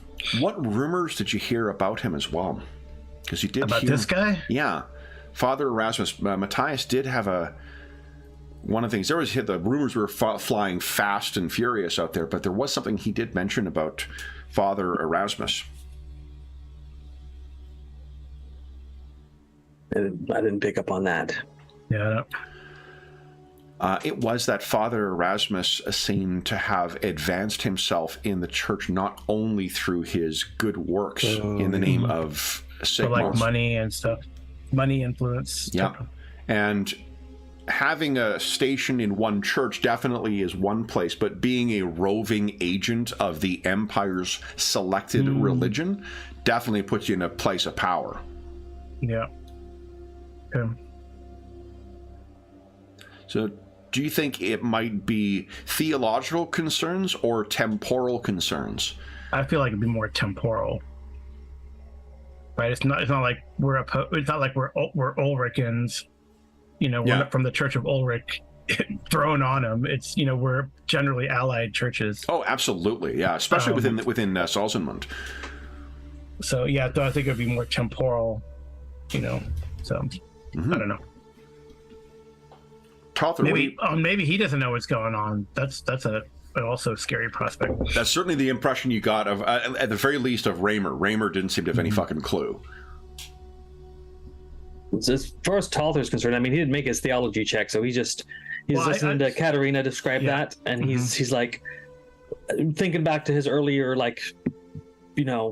thoughts on the matter, his intuition. He's like, there is something definitely going on here that either nobody wants to get out, or could be potentially hazardous to church's future, or I don't know. We best walk carefully. Yes. You know, with the rolls too, Talther, you may have, because from the sounds of things, you're a little marginalized among your fellow priests, right? Whereas Katarina seems to have a much better understanding of the networking and the, you know, the things that go on in the church. So you may have a grudging, not a grudging, but like you may have more, maybe respect, but at the very least, like, holy shit, like she's much better at this navigating the church politics than what I am. Yeah, I definitely need to learn from her, but I also do know how to step lightly and stay out of the way. That's true. Yeah, that's very true too. If I will try to caution her that if we're going to be meeting this priest, I'd say we keep it, you know, careful. If we're going to draw more attention to ourselves right now than we probably need to. Well, we are part of the delegation, and the way he kind of looked at us suddenly, you know, we are in a way more on equal standing with, despite our lack of position in our respective churches, we are more on equal standing in this delegation with Brother Erasmus than Brother Erasmus than Brother Raymer. I don't know about you, but while we might be, you know, at the same level at the moment, I feel like we're walking on very shaky stilts. But we're here for a reason. I will keep my eyes open, but something's not adding up here. Oh yeah, it is. Okay. So many things could happen, and most of them are bad. Yeah, Talther just keeps he knows not to speak up about it, but that Duke thing got him, and he's still dwelling on it a bit. So he's like nursing his mead or his watered down ale, whatever he's drinking. Yeah, and at first, you know, one tell me if I've got this wrong, but it sounded like Katarina thought like, wow, I'm being chosen for a pretty important mission right now. And Talther is getting a job that is way above what he is normally assigned to. So that's pretty impressive. Yeah. Are you maybe feeling now that like, oh, fuck, I understand why they sent Talther now and I'm being sent along on this shit job? You mean Katarina? For Katarina, yeah. Like, it may not be like, oh, Talther's being elevated to this same type of quality task that Katarina is going in, when in fact it's actually that, oh, shit, we've been sent on the dog task that's going to get it. Talther can't help but think that, you know, we were sent along to do something here, but maybe to get us out of the way of something because we saw something or drew too much attention to ourselves in the city. Okay. I don't think so, but ghouls in the lake, you know, all of a sudden like red fever thing, and we're right in the middle of it. Okay.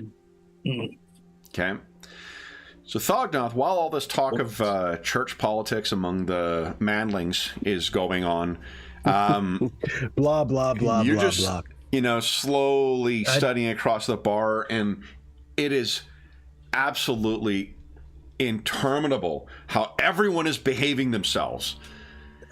Even like when someone gets a little noisy, they're being sent off to go to sleep it off instead of having a fight. It's almost as if everyone is walking on fucking eggshells and no one wants to have a good old-fashioned scrap here. I mean, any tavern with arm wrestling going on, how could there not possibly be some kind of raised tempers? This is most disappointing. Are they even apologizing, like the person who beats the other person in arm wrestling and broke it? It's like, oh, I'm sorry, I beat you. Yeah, it's like you can tell there. I think Thognoth, you like the what lores do you have, Thognoth? Dwarf. Give us a dwarf lore check at average, please. All right.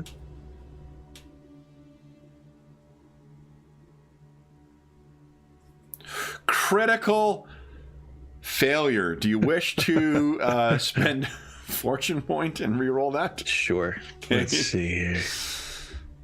All right. Do it one time here. So at least a marginal failure. Yeah. I don't know what is going on here. This is just...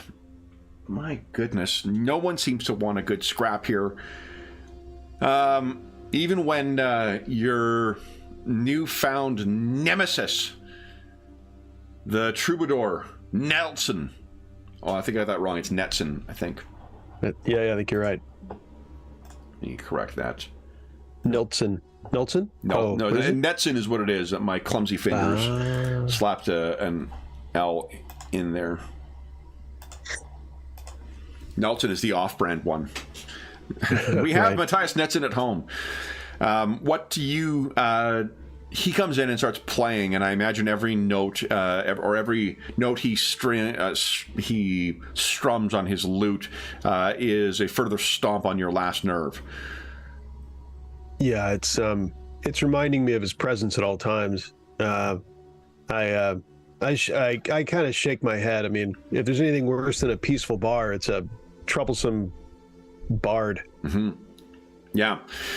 So there will Brother Raymer will not come down with any throughout the evening any further word from Father Erasmus. It appears that he's not intending on granting you an audience tonight. Is there anything else you guys wish to do tonight?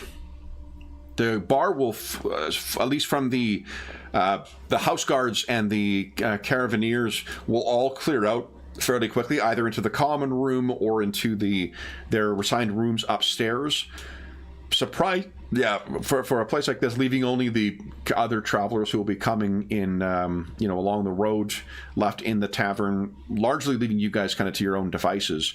Even finally, mercifully, Matthias Netson turns in early as well, Thoknoth.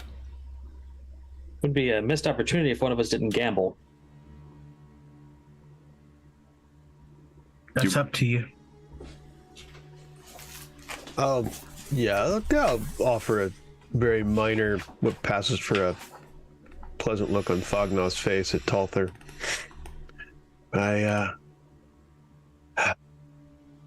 sure I can afford such activities, but I will watch you. Oh, he clinks his coin person. So is that a dozen shillings? A little bit more? Minimum stake of 1 shilling. No, not for shilling. The card game. It's pennies. Pennies, yeah. Pfennigs. I like the word pfennigs. Oh God, 1 shilling minimum. Screw it, I have to do it. Okay. They'll leave me with 8 pennies to my name, but. All right, so let me see here. Might make our drinking money back. Might lose your drinking money for tomorrow. No. I have enough for tomorrow, but after that, who knows? Okay. Then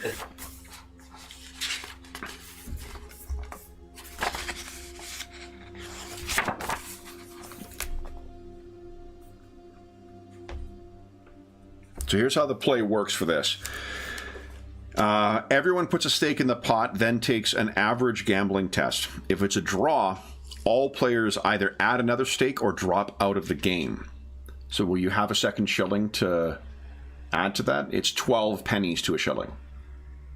I would not. So that means it's a bit of a risk if you get a tie on that. It's a tie of successes, right? Yeah, success level.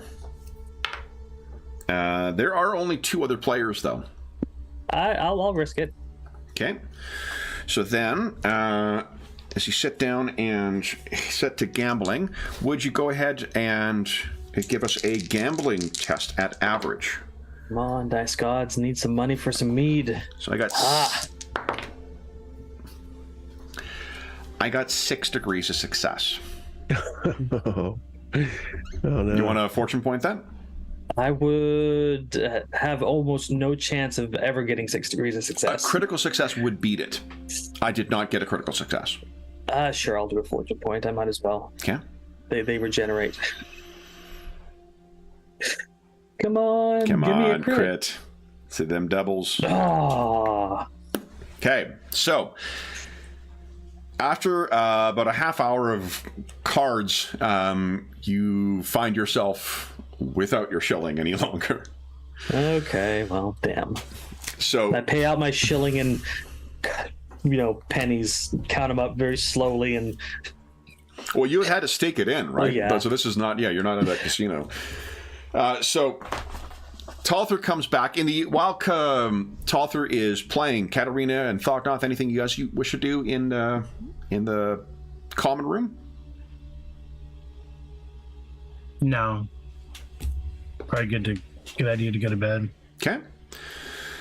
So Not unless there's as long as everything remains peaceful. You mean boring? Boring. Unfortunately, it is a just infuriatingly quiet evening, Thognoth. So you all turn in, and we can assume that for your lodging, at least, your way has been paid by the church. And the next morning, it seems as if everyone is up and getting ready to depart quite quickly. There are a series of different carts. Let's see here. 3 coaches are particularly impressive outside. One with a stylized C embedded with a shield and diamond flies from one coach. There is another that has a flag with a quarter shield surrounding a D, and 2 flags fly from the first, one with the colors of the electric count of Nordland, and the other the twin-tailed comet. So it appears that Father Erasmus is traveling with a much more impressive display of his station than what either the Church of Manon or the Chief Church of Shalia are providing. You can kind of see everyone is sort of milling around. Outside, you see Brother Raymer is just finishing up talking to someone outside of the Father Erasmus's carriage, and then he is going to be stepping inside. You get a very brief glimpse of the 2 of the Durenbach girls making their way into the wagon with the D, and you see, I think, Errant Strepstrop. Gosh, I'm never going to be able to pronounce that correctly. I think the last time I ran this adventure, I changed the names because I was like, I cannot fucking... Stretstrop. Nice. Stretstrop. Now that's more fun to say. Holy smokes. There you go. Yeah. Just need to put a little trillin into it. Stretstrop. So he is directing everyone, and you can see also Event Setzinger is likewise outside. So everyone seems to be, kind of busy about their tasks. Matthias is sitting at the bar, and he says, "Good morning, friends. Did you sleep well?" Yep. Well enough. I had dreams of losing money. No, I do not think that was a dream, Talther. Nope, you're right. That really happened. Reynald was not with you at the table last night, Talther? Was not. What are you, friend dwarf? You sleep well? I give a big pause.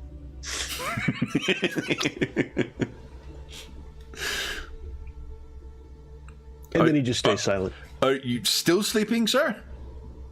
Someone wake the dwarf. And he's goading you, man. Does he have anything in front of him yet? Does he, are we... His loot. He's just sitting back. He seems to have his traveling pack to the side. He's going to be... he doesn't look like he's riding in anything. He just is waiting. I'll reach over and I'll slide the loot. If it's available to slide, I will look to slide the loot over to myself. Oh no, he's got it in his hands. Okay? And if you're reaching towards him, he is going to try and oh no, my friend, this is a delicate instrument. I just eyeball him. Okay. He looks over at Talther and Katarina. Is he mute? He doesn't like dwarves. No, he doesn't like minstrels. The music, he's atonal. The music bothers him. Do not take it personal.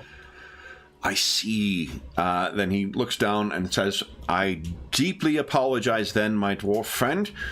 I intended no offense by any of my performances, and take none myself at your dislike of my performance."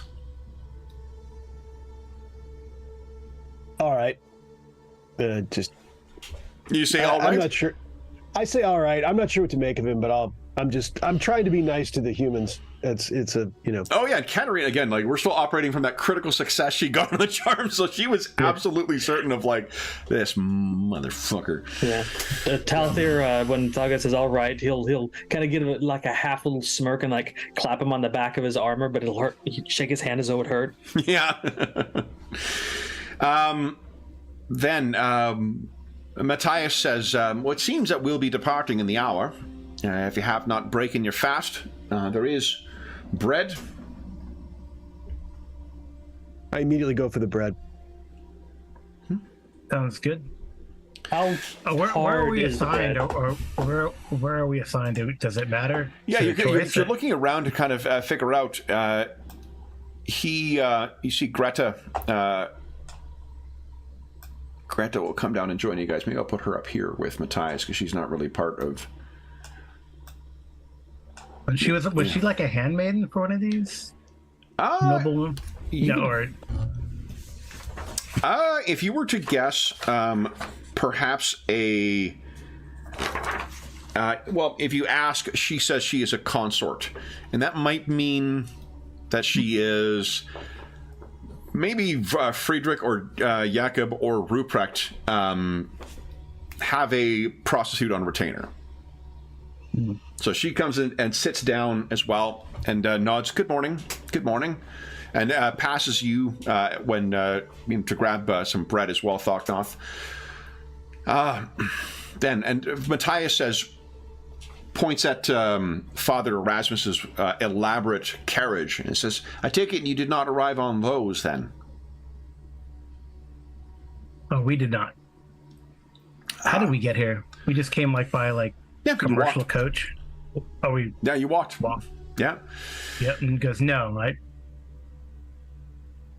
What? I hope we do not have to walk in the dust in the carriage dust. I'm hoping we can find accommodation on one of these fine coaches. Did Dognoff hear that comment, you think, Kevin? I wasn't that far away, was I? Yeah, you probably grabbed your bread and you brought it back. My head swivels and I say, what point are you trying to make, minstrel? Forgive me, have I given offense, dwarf? We walked here like every other honest person would. Well, then that is good. If you will be walking as well, then you'll be joining us at the back of the caravan. Right, Greta? And she sits down and says, it's only the most fun place to be. Dognoff's confused. Should have. Okay, fine. We should reach our destination today, though. We are traveling the borderlands between the two families. A bit of an unconventional route, mind you, but it was the only way to reach our destination without crossing the lands of either of the families. And Greta tears off a chunk of bread and pops it in her mouth and says, are you two priests as well, then? Yes, we are. The other simply nods and looks between Thognoff and the Mistral. Well, I guess it's hard to get a ship onto land, and I suppose if you're being merciful, you have nothing left for yourself for your own fancy wagons, hey? Is this a minstrel or the... This is Greta. Greta? Greta's saying that. She's just chomping on some bread at the morning. An amazingly astute observation, madam. Kind of you to say, sister. And she grins. I'm being sarcastic if you need me to... No. She picks it up on it. She's just choosing to ignore. Mm-hmm. And she's got the practice charm of her calling. So yeah, Talthir picks up on that. He doesn't rise to the bait. He raises an eyebrow at her and just eats his bread. She was actually not I don't think she was trying to taunt you. She's just genuinely saying, like, why the fuck would... it's more a matter of, like, why would you bother spending money on this stupid stuff at the things? She's dismissive of the noble types. She's not mocking you. She's saying, like, why would you, like... Manon wouldn't waste money on this shit. They're concerned with the sea, and Shalia is concerned with others. Okay, I misunderstood it. So he'll give her like a grin back as he eats his bread. No, I guess like a knowing look. She goes, I am sorry, my training makes me more sarcastic than I mean to be, madam. I do agree with you. I mean, how can beggars donate money to the Church of Shalia when they are given food, as opposed to noblemen who donate to the Church of Sigmar? And she nods. She says, no offense taken at all, sister. You have to strike a lot harder to get through my armor. And she smiles. She says, though, I think that of all of us, this one here, Dwarf, do you wear that all the time? He never takes it. It is as a second skin. Well, it's a dwarven secret, madam. Well, I trust you will not take offense if we run afoul of any trouble on the road. I'll be taking my place behind you. He is very good at splitting skulls. Oh. Your wisdom is now more apparent than ever. Once again, priests are going back up in the list of estimation. Yeah, pretty much. So then, unless there's anything else you guys wish to do or talk to, then what the caravan will be such that it is the Father Erasmus's caravan will go, or carriage will go first, then the Durhambacks, then the Kreutzfelds, and then the lot of you kind of following. The people who will be eating the dust immediately will be the men-at-arms that are following immediately behind, and then there will be you guys right at the back.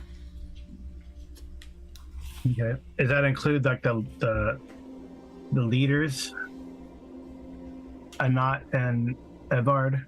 Yeah, Evard and Arendt will be with. They have to walk too. They're gonna walk as well too. They'll be walking alongside the carriages of their respective employers. So Setzinger will be next to the Durenbach Cavern, and Strepstrop will be next to the Kreutzfeld one. Mm-hmm. I think along the walk, Talther's not going to tail too far behind Matthias and what is it, Gret? Which one? Greta? Greta, yeah, Greta. Greta seems to be a source of potential gossip that might be useful. Mm-hmm. So he's going to try to ingratiate himself. Who's she the consort of? That'd be fun to know. So what you can do is why don't you guys give us a charm check? Let's see how much you can wheedle out of her. Will this come into play at all? To influence those attracted to you.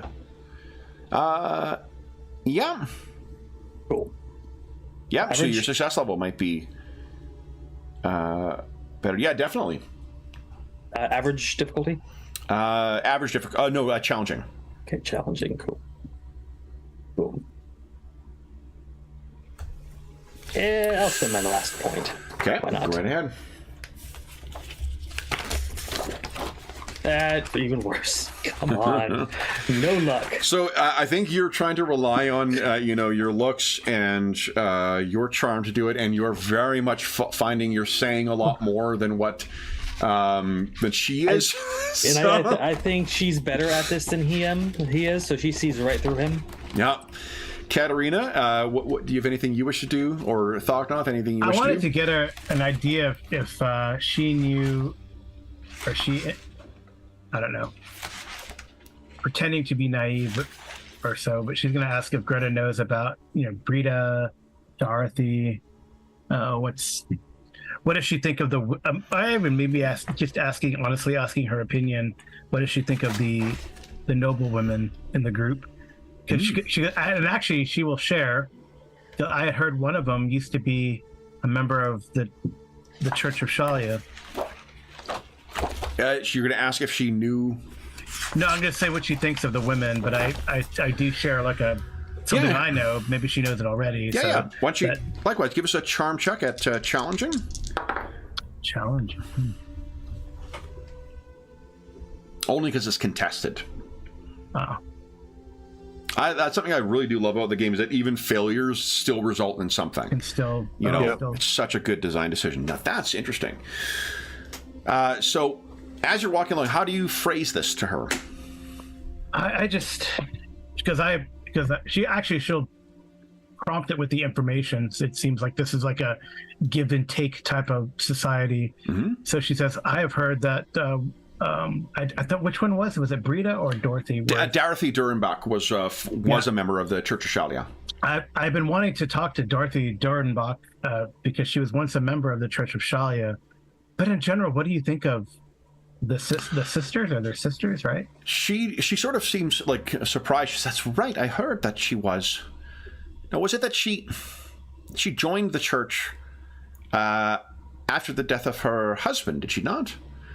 And you actually know that's wrong. She was a member of the church, and then she left it to marry. Yes, so I gently correct her. Go, no, it was this way, and she left to become married, which is reasonable. It's not like she left in the church in disgrace by any means, but no, I think that is. Those of that station certainly run the risk of that, I suppose. Though she kind of like looks at you. Forgive me, I'm no noble woman. I tell her that. But you are you're no peasant who taken in by the church either, are you? My father was very ambitious and made sure that my sisters and I were afforded the best education available, well, to women at least. Then, sister, are you concerned that you see in Dorothy's past, you see your own future? Probably not. Because I'm much too tall for most men. They don't like that. She kind of leans into you and she says, I nudge Talther. And when have men been relied upon to know anything? Oh, I agree with you there. Indeed. You can carry on with her if you like. Yeah. So anyway, my question was, what I'm trying to do is if she knows about the women, what she thinks of them, really. Because she would probably, if anything, she might earn their scorn. Yeah, she says, from what, I don't know much of Dorothy apart from what I've heard. It takes a certain personality to be accepted into your church, for certain. But a rumor I've heard is that Brigitte pushed her brother out of her father's or their father's favor, and that's Ruprecht, right? That's Ruprecht, right? Correct. Ruprecht is her brother, and that she has taken the place of prominence in her father's eyes. As well, I mean, I look at Talther to make sure it's okay to stop. Well, I had heard. Well, it might not be because of anything Brigitte did, but in fact because Rupert tried to poison her father. At least that is the rumor. Talther kind of eyeballs her, but he doesn't stop her, and he's just looking around to make sure no one else is close enough. I mean, we're all among the has a look of surprise, and she says, "Sister, is such gossip?" And she's being playful with this. Is such gossip appropriate ask among the men? Ask your friend Matthias. He's the one who told us. She looks over, coughs and says, "Might have been my influence." And Matthias just, he's carrying his lute along and strumming idly. And he just puts both hands up as if like feigning, like, I know nothing. But he's obviously playing it up too. Greta laughs at that and shakes her head and says, "Well, indeed, I've heard such rumors of. I've heard such rumors as well, though." I would fear to tell you the rumors told of me, as I'm sure there are rumors of you. It seems that any woman in a position of prominence attracts such terrible and scandalous rumors about them. Oh, I would actually. Kadiri says there are rumors about me. Yeah, she kind of like laughs. She laughs, So Greta laughs along with that as well. Do have some of these people caught me swimming? I mean, I don't. Yeah, I think with the laughter from the back of it, you can see some people from the very back of the Kreutzfeld, probably errant, looks back to see what's going on, and then carries on. We're having way too much fun, right? Yeah, exactly. Talther or Thognoth, what are you guys doing? I can wave. Well, can wave. Yeah. I'll wave to him. I'll just wave to him. Tip my. I guess it's like a. I don't know. What do they call these things? Almost. Yeah. Well, what do they call I can't remember the thing that the nuns or priestess wear. Right? Yeah, I don't know. Wimple. Okay. Nice. Touch. Yeah. Salute him. Okay. So he with a smile. He's a big man, right? He's a tall man. He's a big dude. Him and Evan are both mercenaries, so like they're veterans of war for sure. So he nods back to you, and then goes back to his task, and Thognoth and Talther, is anything you guys were doing while, or just listening into what is happening? After failing so badly with the charm check, he's probably just riding Katriana's coattails, so to say, in the conversation. Okay. So and Thognoth, Thognoth's was put off by the more babbling like that was at the bar, and so he pushes up a little to try to maybe speak a little bit to the men of arms instead. If you do, they turn and are like gesture like no, back.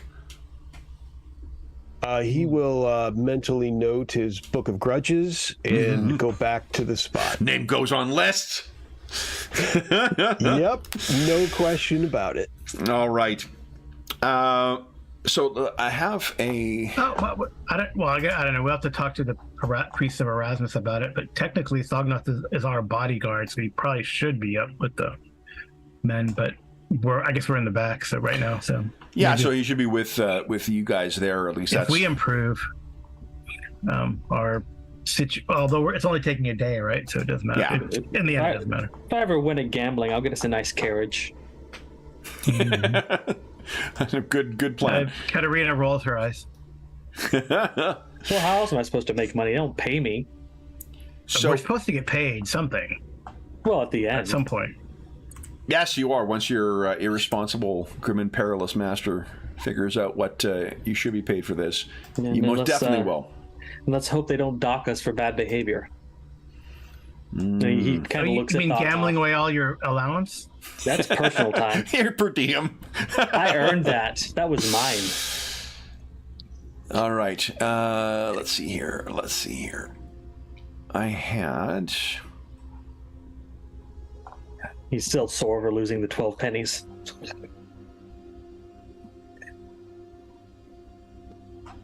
Yeah. Well, he. Like that was a self-inflicted wound. How was I supposed to know they're good at gambling? Well, like honestly, from a out-of-game perspective, of course they're going to be good at gambling. Otherwise, they wouldn't gamble. Yeah, exactly. Yeah. But Talther, he's only used to the like people gambling and selling. Pub games are probably rigged. Well, and he also may think that, you may very well think that you're good at the local bar that you're playing at, so therefore you're really good, and you're suddenly like, oh. Yeah, small pond fish, right? I think they let you win there. They probably do. I mean, otherwise the old man I move around might make a stink at the church. So here is what the road going through these forested hills is like, guys, just to give you a sense of what the overall, because we've got so many NPCs involved here. I'll just keep us on this screen for now, but just to give a mind's eye kind of perspective of what this is like. Because this is sort of a road that cuts between the two, it's a much less built up and less, cultivated road. It's a lot rougher going. Those fancy carriages are definitely getting their, giving their suspension a work. as they're making their way through it, and it actually probably is an easier passage being on foot as opposed to being bounced around in those carriages. But would you each give us a perception check at challenging, please? Perception. Uh-oh. Okay. Again, I fail impressively. Impressive failure.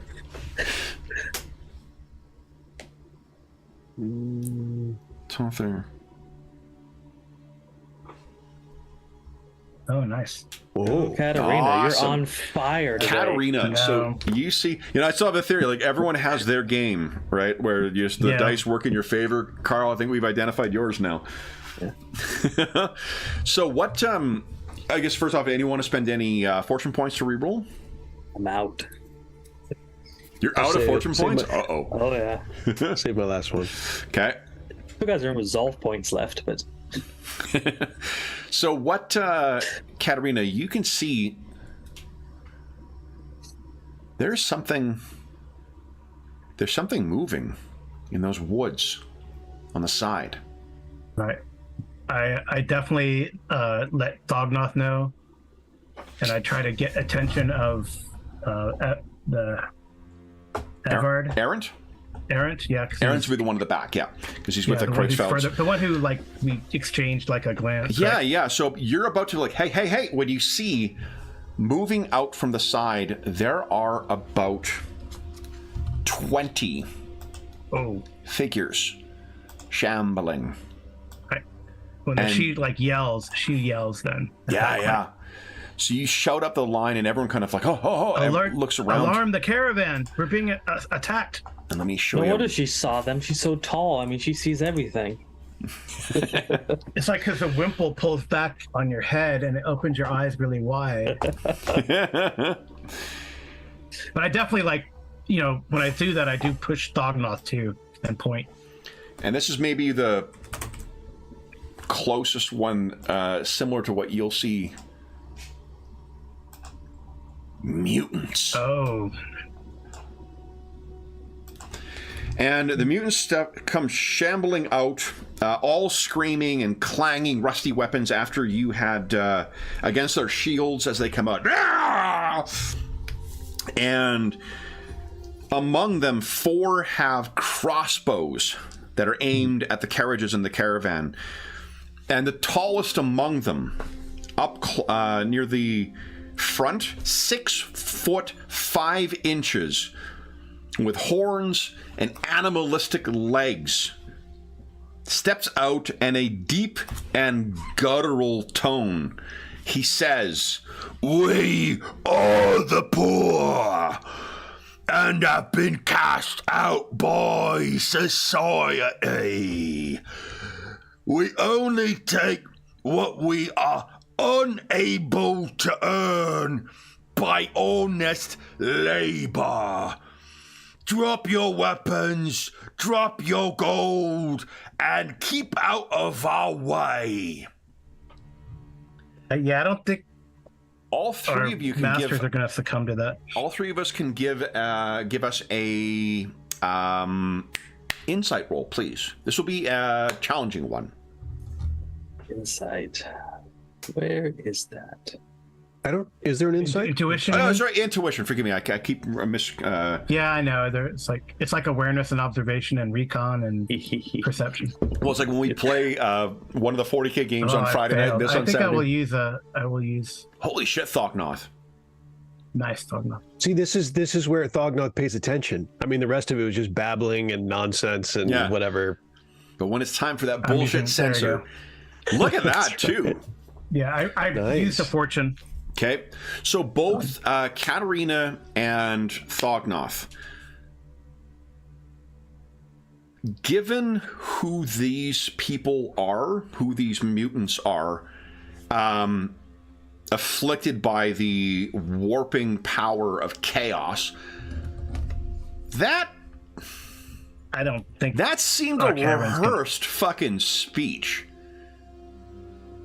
Because of the way that he struggled to try and say that. If you were to guess, That is not someone speaking in their own words. What you gather from the guards there are 2 guards that are at the rear of the caravan. They've got their guards out. You can see that Greta kind of, and Matthias are going to be scattering to kind of like hide at the back of the caravan.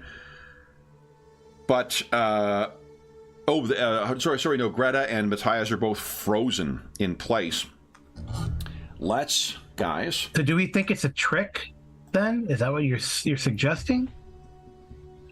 It's planned. There's something fishy. Whatever. Yeah. I'll leave it to you to infer why this person may be reading something. So, and in the event that my mutant voice was unintelligible, we are poor and have been cast out by society. We only take what we are unable to earn by honest labor. Drop your weapons, drop your gold, and keep out of our way. But so are men-at-arms actually dropping their weapons and their gold? No, everyone is sort of waiting to judge what to do. Those crossbow, while a lot of their weaponry seems pathetic, and there's about 4 that are within range of you, one of which has a crossbow. Mm-hmm. Those crossbows are no fucking joke. Like, if that, they could, this is not like D&D where it's, I'll just take 1d10 and it'll be fine. That could be a lethal fucking shot from these things. Right. Thognoth is going to bark out, let's do this. He's a mouthpiece for someone else. Nice. So why don't you all click, these are official tokens, so let's see if this works. Apparently you don't need to click on your token with the official character sheets anymore, so why don't you click on initiative and let's see if that actually works. It's under your combat tab. It works. Look at that. Well done, roll 20. Oh, so you don't need you don't need to do your tokens anymore? Yeah, you don't need to for the official sheets. We've already encountered. There's one game that we play. I can't remember which that doesn't work on yet, or doesn't work. Full stop. I don't remember what game it is though. So let me do this. So what I'm doing? You owns. Hiding behind Thognoth. Okay, let me... are the crossbows on one side or another? The crossbow will be on your right-hand side. Okay. And then the others will be on the other. Because it's such a narrow... yeah, it's a narrow... I feel like we're in the woods. I think you're like you guys could, with a charge, you could reach these guys. And let me get the... I'm not charging, but... Yeah, no. I don't think my dagger is going to do much. That was more directed a little further down to one of your shorter companions. Cool. Let me grab this here. I did your Halloween game make? I'm not going to be able to make it. Oh, that's this afternoon. That's okay. Okay. We've got George and Dave are going to play. Cool. I did run a Halloween Savage Worlds. Oh yeah, how'd it go? Yeah, it was good. It's like a monster. I ran Monster Squad because I have the horror companion, nice. At least the PDF, and I had my players. I ran it for the home group. Yeah. My jaded home group, and they picked like iconic monsters like the werewolf. The werewolf, the patchwork man. Although they called them patches the whole game. But now an important question for you though: did Wolfman have nards in? I don't think the archetype. Well, I mean, it's like a dog. No, right? I'm kidding. It's a line from Monster Squad that I remember from when I was a kid. Because, but I kind of put it like in the DC universe, and I had him. Well, and one of the characters picked the Angel, so that was going to be like that's like the equivalent of that big dude, the Patriot. Is it the Patriot? The Suicide Squad, the big dude with the red, white, and blue costume. That's Peacemaker. Peacemaker, yeah. So I had Angel play like the equivalent of Peacemaker. Nice. I had Amanda Waller make an appearance. I thought out these guys, and then that's great. I ran them through Patient Zero, which is it's a non sequitur, but last week there's a YouTube channel called Toy Galaxy that did a retrospective on Monster Squad. Oh, cool. Yeah. I just made up this Monster Squad thing. Oh, okay, yeah. I just put it in the DC universe just to give touchstones to the players because they like that kind of stuff. So it was the joke is from the kids are caught on either side of the Wolfman, and the one kid's like, kick him in the nerds, and the guy's like, Wolfman don't have nards, and he's like, just do it. He kicks him, and the Wolfman bends over, and he's like, Wolfman's got nards. No, that's funny. Oh man, for like 10-year-old Kev, that was just comedy gold. So, oh my gosh. I mean, to be honest, pushing 50, Kev still thinks it's pretty funny. So It's still pretty funny. all right, so I got my mutants out here. Here we go. Boom.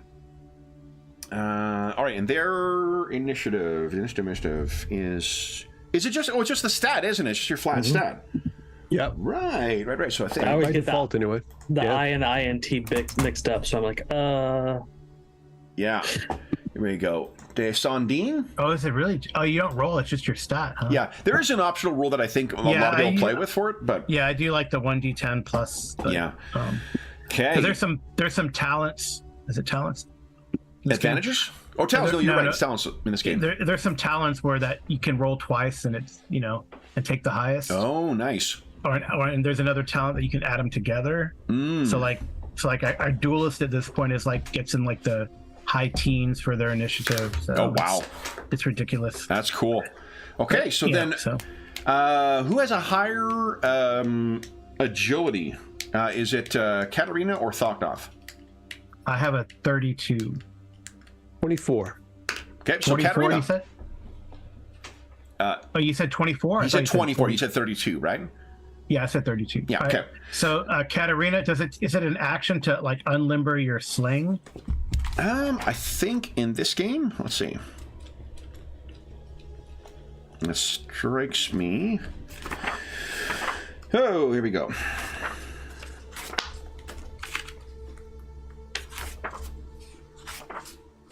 Here we go, taking your turn.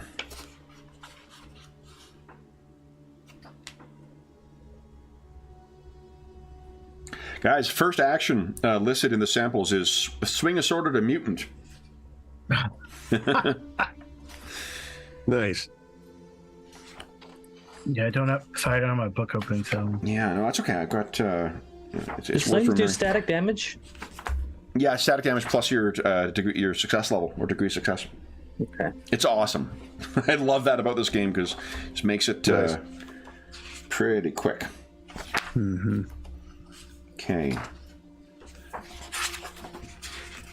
And for those listening home, again, apologies for the time. It's just been a month since we played last. Although I did take this on vacation with me, and this was the game I was reading the most, so I've really got no... Free action is drawing your weapon. There we go. Okay, so... okay, good. Yep. All right, so she's gonna unlimber her sling, take swirl it around, try to tag one of the mutants with the crossbow, and then run for cover on the opposite side of where the crossbowman is. Okay. Like on the coach, using the coach for cover. Oh, for the last coach. That's the other dangerous thing about this, right? Is that it is hard to... Are range attacks resisted? I don't think so. Yeah, I don't think so. Like that's like ranged weapons. I think you have to have like medium shield or larger. Right. And you have to be at point blank. Yeah. So again, there are talents that mitigate that. Yeah. The normalcy of it. But so go ahead, Katarina. Give us your attack roll. Let me go challenging, back to... right? Challenging, yes. Yeah. Let me scroll down. Okay. I'm gonna fortune. Okay. You want to fortune point that? Yes. Oh, remember, you could actually roll. Don't roll your skill. Roll the weapon under the combat tab. Oh, yeah. On the combat tab. Okay. Okay.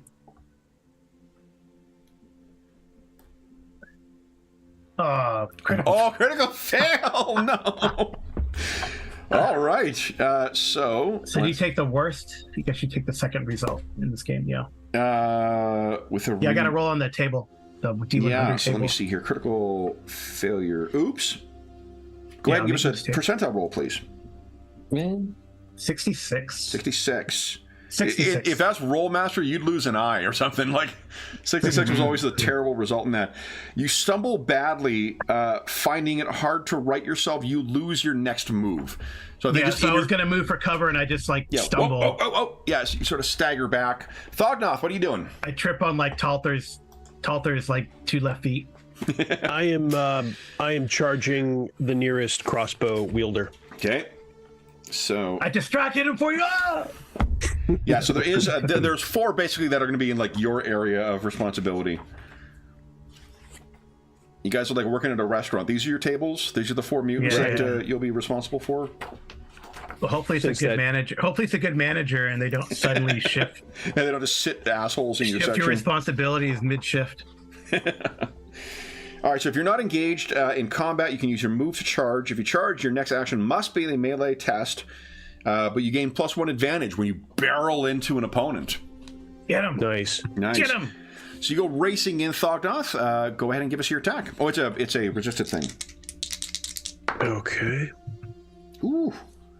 Let's see. And I do have a... I don't brag, but I got a critical success on mine. That's only if I succeed, but I put that in there now. If you use advantage when disengaging, you may Was that the wrong one? Wait, that's the wrong one. Stand by. There we go. That's the one I was trying. You add your level of resolute to your strength bonus when you charge. Nice. Okay, so you add +1 to your damage here. Okay. So go right ahead. All right. I did get a critical success, though. That's bad. Not putting any pressure on. Oh, I mean, astounding. It's good, but it's not a critical. Now, do you wish to spend your last? Let me ask you: is astounding? Is there a possibility? Critical is always going to trump any degree of success you've got.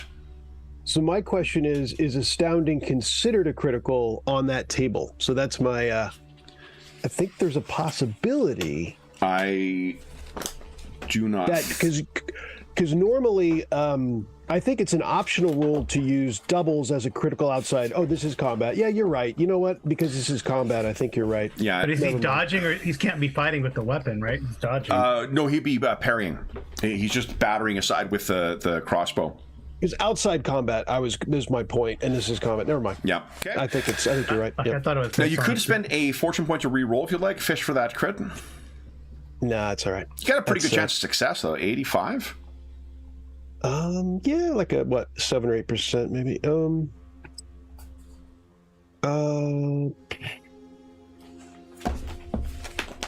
Oh, fuck me. You know what? Just to give it, because a critical success on a parry means they do damage. That's the only time that you can be damaged when you're attacking, just as a reminder. Because this is how, what's her name? The halfling got cut last time. Yeah, that's right. Gotcha. So they would they would probably hit me with it or something? It would not be, because of your astounding success, that would be a minimal, like the damage would be affected by the comparator. Yep. Right? So, you still have to compare success levels, and exactly. So the damage is not going to be great. You roll on the crit table. Yeah, but a crit is always going to trump anything. If you get a crit, you win. What it would mean though is that I would apply whatever my degrees of success with this compared to that, and then apply the damage. So between your armor and toughness, you're probably not going to take any damage from it anyway. But the crit could still be, the critical result could still be pretty bad, right? Mm-hmm. I mean, that's not affected by that. Yeah. Yeah, I'll do it. I'll try it. I will try it. Let's see. Combat. Axe. Here we go. Oh my god. Oh my god. But still, that's an amazing fucking roll. But 8 degrees of success is, let's see here.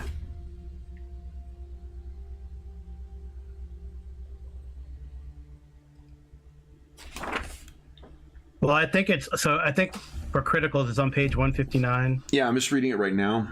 Yeah, the critical happens first, but then you still resolve the SLs normally. So he'll get the bad guy will get his critical. So we got to roll on the critical table. Yeah. But then if Thognoth won with that +8, then you'll still get the. So they can kill each other. They can kill each other. That's awesome. All right, so then. Oh shit. Let's see here. So critical. Yes, is at the back of the section here. Here we go. So we need to roll hit location because you do roll that when you're doing crits. No, you don't. It's just whatever the crit was. Whatever you rolled is like the location. No, you actually roll it for crits. You don't take the roll. You actually have to roll for the hit location. Cool. So it's your right leg, Thognoth. All right. Give us a D100 roll. This is a bit like forcing you to punch yourself in the face, but... Right. Oh.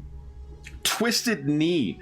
You twist your knee too far. Agility tests suffer -20 penalty for 1d10 rounds. How many wounds does he take from that? 10 rounds. Should I give it 2 extra wounds from that. So you're taking 2 wounds, Thognoth, and that goes, I think that goes through your armor. Yeah. Yeah, if it's from wounds the indicate critical. not modified by toughness bonus or armor, so you definitely take 2 points of damage, but the rest of it's not going to get through. Your armor and toughness is too heavy.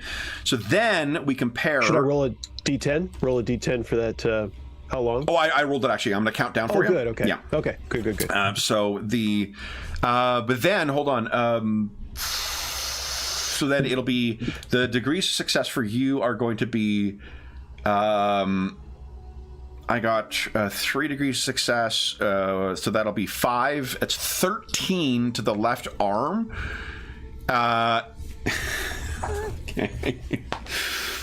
So 13 to the left. Oh, 14 to the left arm because you're getting +1 to your strength from charge. So first off, you get 1 more point of advantage because you won. Okay. But you fucked up your knee. And yeah, so he is nearly fucking cut down with 1 single hit. This is... And I had the +1 damage, don't forget. If that makes I've a included that already. Oh, good. Yeah. So No, it's included, but screams out in pain. Oh! Then it is Talther's turn. Eesh. So much stuff is going on right now, but he sees his dwarf friend run off, and he lifts his voice up to Mon. He's going to issue a prayer. Okay. He says, "O Father of the Sea, empower my salty dwarf friend to victory." Nice. Okay. And I'm going to give you the blessing of tenacity. Pretty ain't looking so bad now. It's against average, they're right? okay now. Your own blessing. Sorry, it is a no. It's a challenging test for prayers, I believe. Okay, well, Let's double check. Hold on. Let's just double check just to... I don't want to penalize you unnecessarily. Plenty of other great things in this game to fuck you over. Yeah. Just ask Thognoth's knee. Blessing. Yeah. There we go. To enact a blessing, you make a challenging pray test. Yeah. Okay. There goes. I got a nearly 50% chance. Oh no. Okay. Now you didn't. Could I do a resolve, or where is that? No. I mean, you could spend a resolve, but remember, resolve is really hard to get back. I thought, wasn't that resilience? Resilience is the one that allows you to get the nat 1. Resolve is only really to ignore wound penalties or to ignore a psychological ability condition. Okay. Okay. Well, I was trying to remove his knee thing, but if that doesn't work, he's gonna try and move to put Thognoth between him and the crossbowman. Okay. Well, Thognoth is engaged with the crossbowman. That guy just tried to parry Thognoth's axe with his crossbow fairly unsuccessfully. Oh, except it hit him in the back of the knee. Yeah, I did fuck up his knee. Maybe I could thwack Matthias and Greta to start moving. You're in danger. That's not a move action though. You could say okay. Okay. Well, I'll run for cover and shout at them. Hey, snap out of it. Okay. Then it is the mutants' turn, and what the mutants will do is wait 2 weeks' time and then make their action. We're gonna die. We'll set this aside here. Well, you may have some others. There may be an angry dog at play in this. So then, you guys get your usual 100 XP. That's true. Okay. We could have the others here, which will be helpful.